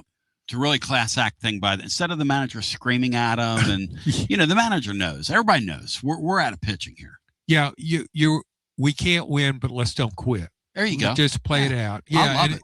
And I like. How about the way Oklahoma messed with that star pitcher for North Carolina, Caden Glauber? He comes out there, and the umpire. They must have said something about him. What was he doing where he was touching he's supposed to touch his pants leg, not his shirt. They called attention to what they got in his head. Yeah, they definitely did. And then did they call a time violation on him? Or yes. Yes. First of all, though, they said he thought he had one more pitch, warm-up pitch. And that I thought that was a bad sign when that seemed to bother him so much. Like, hey, you're screwing me over here. I'm supposed to get another pitch. And then the next thing he does, the pitch clock gets him. that was just, they got in his head. And then he couldn't locate after that. No, that whole sequence, it was over for him. Yeah, and the day before, his accuracy on his pitches was meticulous. He just put it where he wanted every time almost. Throwing that again, I'm gonna say this again. I don't make anybody mad. Berkey, I don't make you mad. Throwing that kid 2 days in a row is a disservice to college baseball. It's not good. It's not a good look. It's not good. It shouldn't happen. I know you're trying to win a national championship. To me, that kid's arm and his future is more important than winning a national championship. But that's just me. That's just me. And maybe I'm speaking out of turn and speaking out of school. Matt, do you agree with me? That's not a good look for the sport. I mean, he had pitched on back-to-back days. I think they said 3 times. Granted, the pitch count was a lot higher, but it was just going to be for 1 or 2 batters. So I didn't have a huge problem with it. As long as his arm feels fine and him and his family or agent are okay doing that. I mean, he was just going to go out there and throw at most 10 or 12 pitches, but clearly he didn't have it anyway. Well, most pitchers beg their coach to put them in the game if they pitched yesterday. It's the national championship. They want to do all they can. But your job is to protect your kids. I just thought, though, when you say maybe he was going to come in and just pitch to a couple of batters, but what if he comes in there and he's lights out again and your bullpen is depleted? Oh, you're going to leave him out there. You're going to leave him out there. You can't resist. How long did That's because you're a human being. Yeah, you got a championship right there. If that guy would have been is in a groove, is in a zone as he was the day before, he could keep you in that game. It reminds me of when I was talking to Ray Mears and the Vols lost to VMI. When I got to know Coach Mears in the early 90s, and I said, "Hey, did you ever flirt with playing him with the injured hand?" And he said, "Absolutely not." Who had the injured hand? Bernard King. Okay. And I said, "Did you guys could have wrapped his hand and played?" He said, "No, I wasn't going to risk his future because I knew he said, I knew when he was with us that he was the best player in basketball. He used to argue with me that he was better than Jordan. Like this, he was serious. I used to gig him with that whole thing. But he said, my job there was to protect him." Good on him. That and I'm not saying, I don't know the coach from North Carolina. All these guys want to win, but if they're going to become a developmental sport, I mean, yeah, winning championships is great and it matters. Man, you can't do that to pitchers. But let's go back to the phones. And to Brian's point, just because a guy asks you to go into a game still doesn't make it the right thing to do. I mean, you still can say, "No, son, you don't need to do that."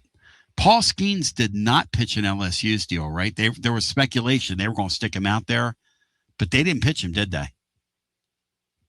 In that spot? No, I don't. No, they didn't. No. Am I remembering that right, guys? There was speculation that he was going to come back and pitch, but he didn't. That's how I remember it. Yeah. Am I remembering that right, Bri? With Skeens? I don't think he pitched in the best of 3 championship series against Florida. They needed 3 games. I don't think he made an appearance in that. I think that's right, because he was done. Let's go to the phones. Because he pitched twice. I think he pitched twice earlier and threw, was it a complete game in one of them? Yeah, he went crazy. Hello and welcome in. That's anyway. Hello and welcome. And they didn't even need him. You're on the air. Hi. Hey Tony, it's CK Bogue. Hey, CK None to the Bogue. What's up, brother? How y'all doing today? By the way, Refletics Judd's coming out and doing a job for us in the next day or so. Check your insurance. Oh, we were commiserating on you the other day. I hope your ears were burning. They were. He was bragging about how you told him that the women Well, we're just going to do this now because we're on the air and it's the third hour. You told him there were beautiful women everywhere in Italy that you went, and he said, "Did you bring one home?" And what was your reply? I failed. But there were beautiful. Oh, they were beautiful. Listen, Italy is. Are my people beautiful in your humble opinion? Yeah. Are those women beautiful? Oh, yeah. I can't say much for your men, but your women. Oh, the men look. The men look like a horse's ass. The women are beautiful, though. They are beautiful. The men are ugly. That's why I stand out. There's always that exception.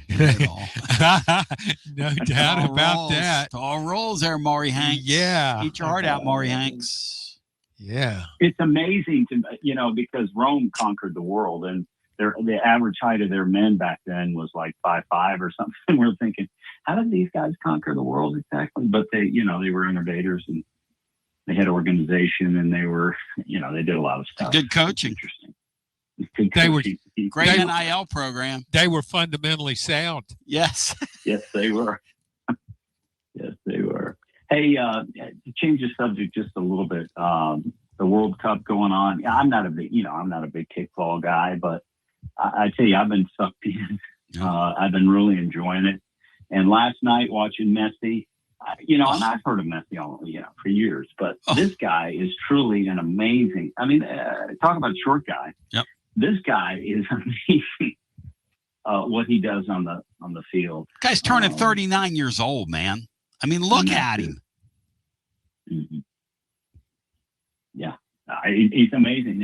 Not just his scoring ability, but the way he works the ball. Leading people and moving the ball around. It's unbelievable, Andy. Big. So if you go ahead. Well, if you're gonna, he's talking about how he's gotten into this sport and he's not normally doing it. Sell me on it. If you're going to tell somebody, why would you say, here's why you should watch this? What would you say? Well, I would tell you that what you see is emotion that you don't see rarely in sport. And I'm talking from the guys on the field to the people in the stand. Even the announcers get emotional.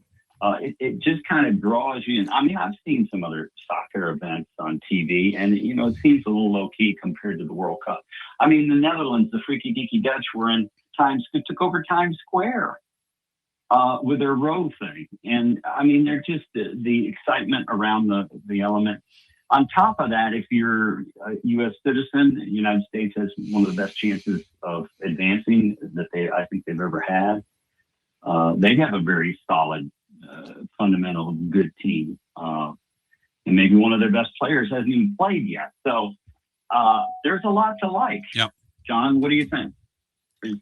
It just means more, John, is what slogan I'd put on it. No, I think as it goes along, I'll pick up on it. I'll watch some of it. You're a sportsman. Yeah.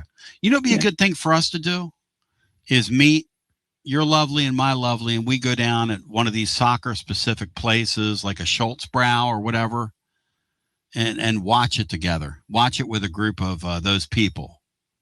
Mm-hmm. And really take it in, Hey, Tony, what happened to Italy this year with the Cup, and why aren't they? They've lost. They've not qualified for 3 consecutive World Cups. That's never happened. I don't know. Are their guys too small? No, their program, their soccer program, football program is in total disrepair. It's an outrage. It's a disgrace. They were going to be my second best team, my favorite team. Oh, are you kidding? And then you got back and you were like, where are they? And they can't even make it with the elongated field that we have this year. It's a real disgrace what's happened to Italy in that sport. Other than the U.S., whom should I pull for? Who are your next top 2 teams other than the U.S. that you would pull for? Brian, give John a viewer's guide here. I kind of like watching Colombia. Colombia's yeah.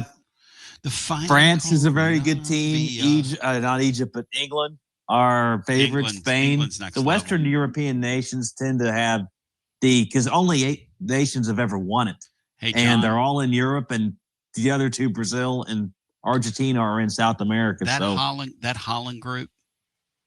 That's another good one. They are phenomenal. You know what? Color orange. I've always kind of liked Holland. I've never been there, but I think I'll pull for Holland. Their uniforms I've been pulling for phenomenal. Iraq. I'm not kidding. Yeah. Iraq, Iran. I was happy for those Iranian kids here, and they got a draw. You know, it humanizes that country. Sure, it does. Those guys out playing just like everybody. They're just, that's what sport is. Yeah, they're just like us, right? With under a terrible regime. I mean, you know, that's true. Terrible doesn't begin to describe it. I mean, I hate it for those people. Hey, Tony, one last thing on the way out. Yeah. Make sure with who you hire, I check my sources before I invite somebody in my home to do work next time. That's all. Interesting. Thank you. He kind of said the same thing about you. When he said, gee, I wonder why he was swimming in a sea full of beautiful women and didn't come on with one phone number. But anyway, I digress. Yes, you do. The great Jennifer Morris, I love you. You've presented John Adams all day long today and all day strong, who is phenomenal.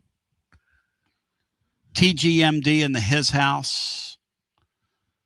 TGMD, are you fired up, flocused, and flared for tonight's NBA draft, in your humble opinion?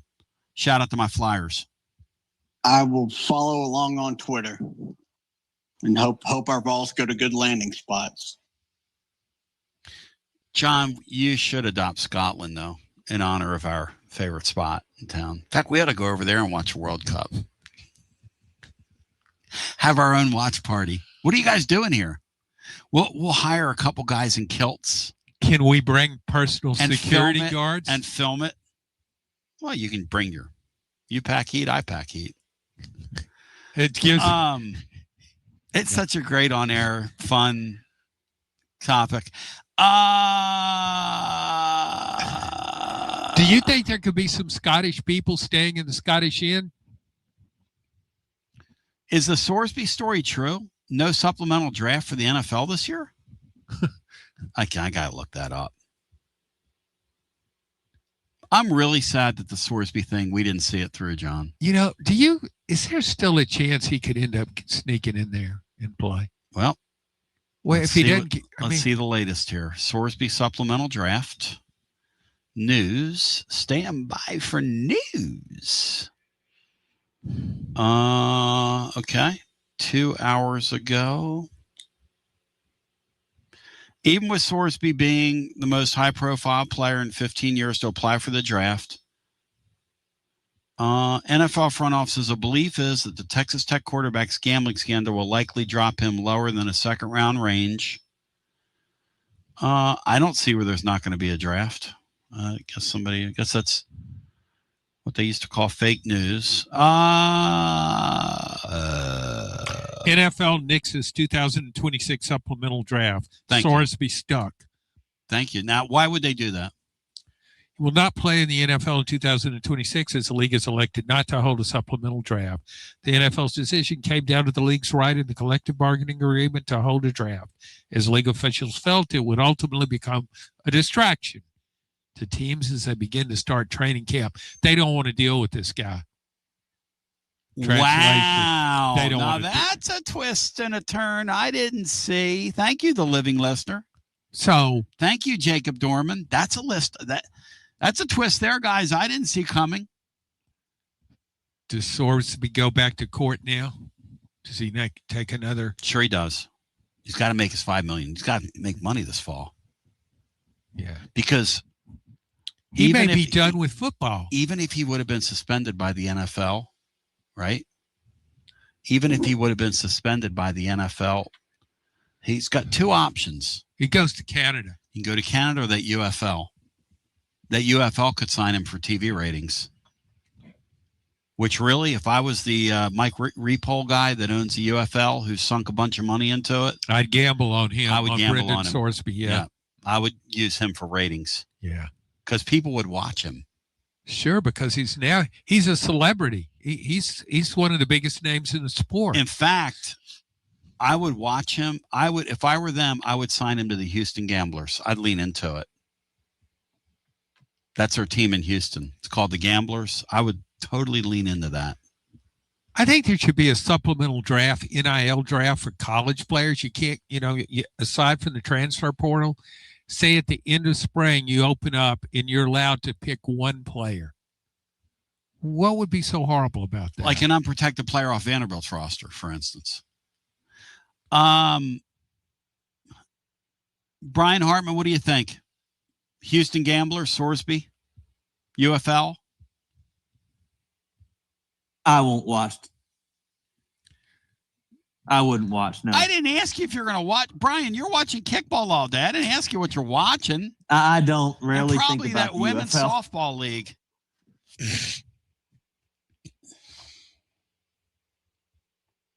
Hey, Matt, John, on the way out, you ever seen an American player get booed like this U.S. Open winner on American soil during a U.S. Open? I didn't watch it. They treated that guy. Why? Like dog shit. Why? I don't know. I don't. I don't understand it.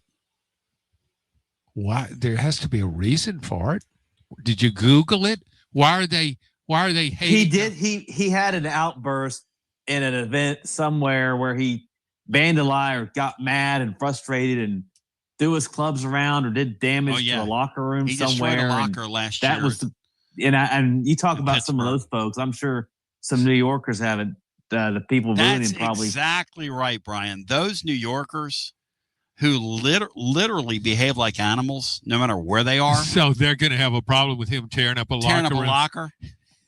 I mean, come on now. When they would have been like looting it after he tore it up. So Tony Basilio's not the only hypocrite around here.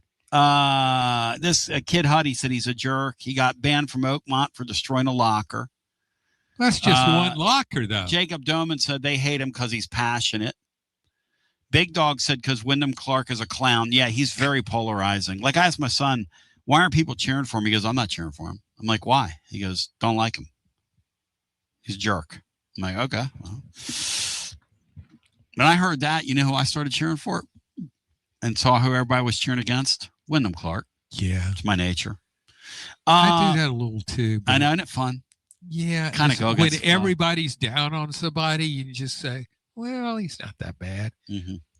But this show, was it real or was it a mirage? By the way, shout out to Will West, who's coming off the radio.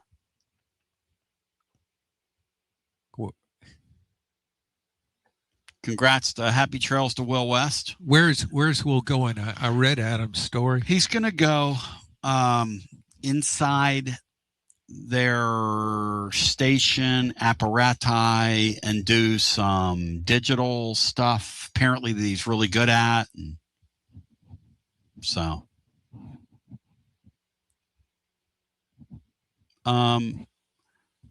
Commissioner Bockwinkel said Sorsby could do DraftKings commercials now for revenue. Oh, would they take him? Oh, of course they would. Would they pay him? Sure, they would. That's his next move. Matt, would they pay him? Would DraftKings pay him, Matt? One of those sites? Yeah, one of them would. And unfortunately, yeah, somebody would do that if we can't find the landing spot to play. Houston Gamblers. Yeah, but that's a natural FanDuel, whatever. Because, again, in today's world, it doesn't matter if you're good, bad, if you're a celebrity, and he is now a celebrity. He's one of the biggest names in sports. You employ him. He's a good spokesman for who's a better spokesman for a gambling enterprise? He's your guy. You got to hire him. Kiffin's Rec Lexus. These people are. This is his take on the Will West thing, Matt. Go ahead. Are these people bits? Are they breathing? Are they bots? He said Will West strong-armed his radio station to get the afternoon slot to push Wilkerson to the morning and caused their ratings to tank. And now they're making him a manager with a smiley face. I mean, well, would maybe John move back to go to the afternoon? Why would John? No, John likes the mornings. You have a vivid imagination, my friend. Like a vivid imagination. Where did you get that? So, Tony, what would you do if you decided you didn't want to do this anymore? What would be in music? Oh, I'd be a reseller, and I'd play music. I'd do what I'm doing on the side. I'd resell junk, buy and sell things. Would you, if I gave you some junk, would you sell it and you get a percentage? Or no? Oh, don't do consignment. Thanks. Yeah, Knoxville Sports Radio drama. Listen, I don't think it's drama. I think Will West was tired of it, and he had a nice long run there. He's been out. Will's gotten out of it before. Sure, he has. Yeah. Yeah. Here's the thing about me. This is just me, okay? This is what's different about me. I like the way you always bring it back. No. But this is just, I've gotten burned down on this before, okay? Like, John, you got burned down. We all do. But there's something inherently fascinating about this to me where I just keep coming back to it. To the point where in the fall and the time we're doing this, the post games, I'm doing too much of it. I need a vacation right now. I really ought to take a couple weeks off. I really ought to. Yeah, but you don't. But I don't. No, because what might be taxing and emotionally stressful for most people, for you, no, you get invigorated by this. It's bizarre. You get more energetic the longer you go. I love it. You're like those pitchers who get stronger as the game goes along. It's really those strange. Running backs who are at their best in the fourth quarter. Tony Basilio, he comes strong at the end. It's a wonder people just don't turn in the last 5 minutes of your show to really get you at your best. And so, yeah, I don't think that's drama. I think when a guy walks away, I say happy trails to him and more power to you. I wish I had what's the word? I don't know what the term is. I wish I had the blank to not do this every day. But I don't have that. You know what I'm trying to think? I love, what's the term? I just enjoy this so much. I couldn't picture not doing this. I'm not going to find words. It's kind of why you're still writing. Like, I couldn't picture waking up and not. But you know, you don't know. Maybe you would enjoy something else just as much. That is true. What if 2 weeks from now, all of a sudden, you're manager of the Scottish Inn here in Knoxville? Well, I asked Rob Lewis the other day. I said, Rob, do you miss the VaultQuest? Because we played at his place here tonight, music. And he said, let me help you out. Not at all. Just like that, Timmy. And I said, Rob, you look like 10 years younger. And he goes, yeah, and I kind of feel like it. Yeah. He goes, yeah, and I kind of feel that way. And I was like, that's an interesting thing. Well, somebody said, trolling Tony B said, do you wish you had the money not to do this every day? I mean, I'm a pretty bright guy. I can make money in a lot of ways. There's no, that's not money. If I was motivated by money, I'd be doing this in a big market. I have the ability to do that in a big market. I've always had the ability to do this in a big market. Money doesn't motivate me. It's never motivated me. People say you should take your thing behind the paywall. You can make more money. Yeah, that's true. But I like keeping it accessible to people. It's kind of how that's where the community is. I just wonder sometime, your show might just go on and on and on, and you might you just realize it's 3:30 in the afternoon and you're still doing this. I could see that happening with you. Oh yeah. Well, I mean, it's 2:05 right now. And and by the way, we didn't have a call during our show today. So yeah, we did. When? Didn't have a call? No, the 2-hour radio, the daily radio show. Oh. Because, you're in the slower season right now and yada, yada, yada. But the fact of the matter is that I was going to do an overall deal and just do it. Real Mr. Tubbs says 990 is terrible. Let's get real. I'll say this about 990. First of all, God bless them. Secondly, there's just not a lot of juice and life in what they do.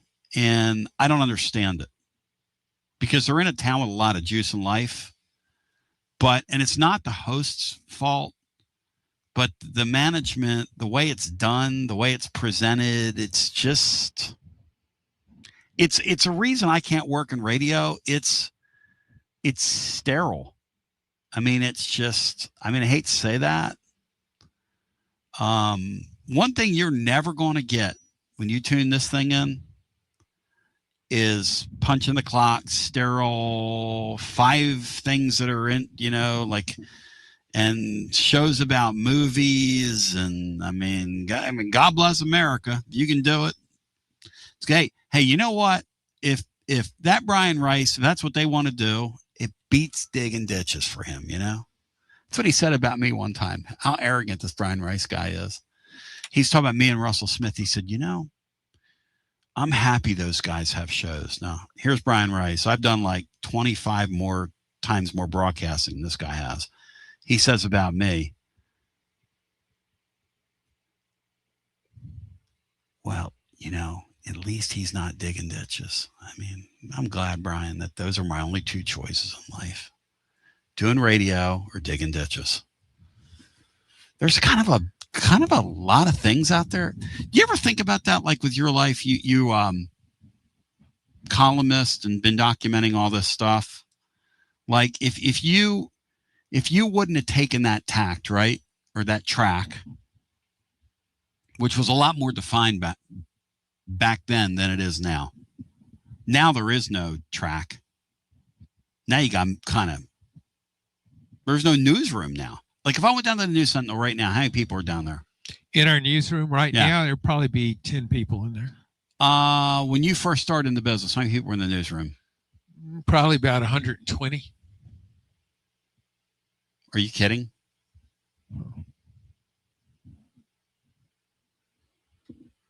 They weren't all in there at the same time, but on any given day, there are going to be a lot of people in there. It's completely different business now. But I knew what I wanted to do when I was 12 years old. Yeah, it's kind of me. Yeah. So I couldn't have pictured myself. Like that's why when I first got out of college, I was delivering pizza. I could see till that. 11 o'clock at night, and then going on the radio. I tell you and what. It burned inside of me. And then when I got fired in 2004, I started over at Doug Matthews Station, and there was nothing going on there. No offense to that place, and I was like, what the hell am I doing? But I just couldn't quit. Like in my mind, I just had to keep fighting till I saw daylight. You know what?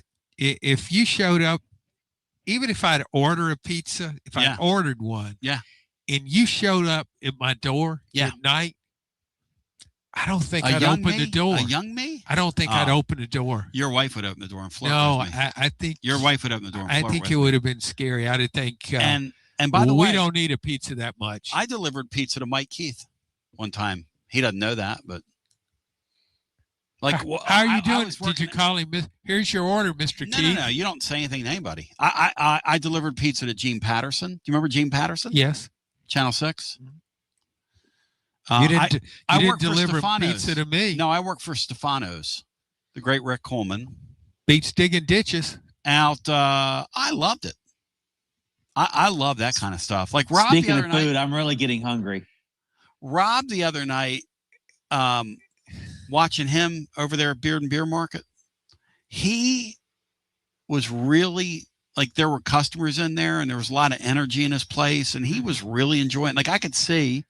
He's always been enjoyable to talk to. He's very gregarious. Yeah. So until we meet again. Man, this thing's dragged on. Nega Dave said, Tony, I couldn't picture you digging ditches.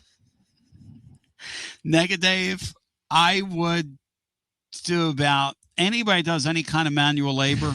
Shout out to the Haslams for that manual labor thing during their deal.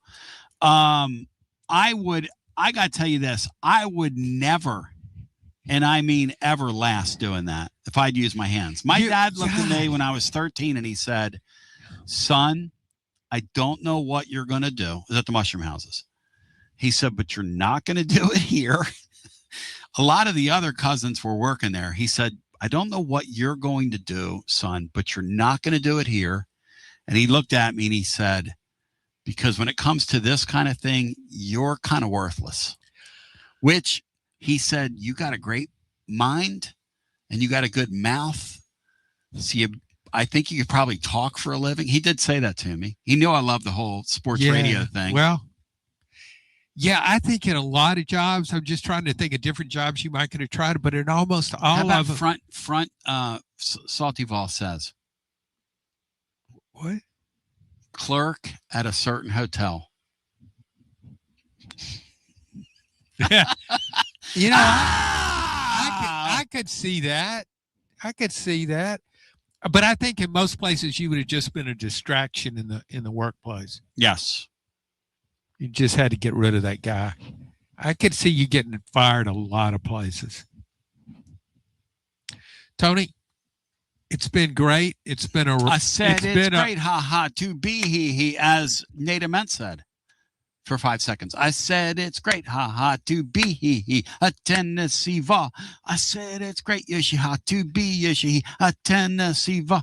Love you, thanks. Okay. Thank you. I said it's great to be a Scottish football fan. It's great to. That is such a great bit that we can sneak into shows down the line. Shout out to the Scottish. Yeah, and Maury worked Scottish in. I mean, Maury showed me something today. Maury really wears thin. Hang on one sec. That's still live over there. Baseball. And yet, it seems so far away. But one thing about Tennessee series with Texas A&M is it was a lot better than that. It was a lot better than last night. I was texting Berkey during that telecast last night. I felt badly for those guys.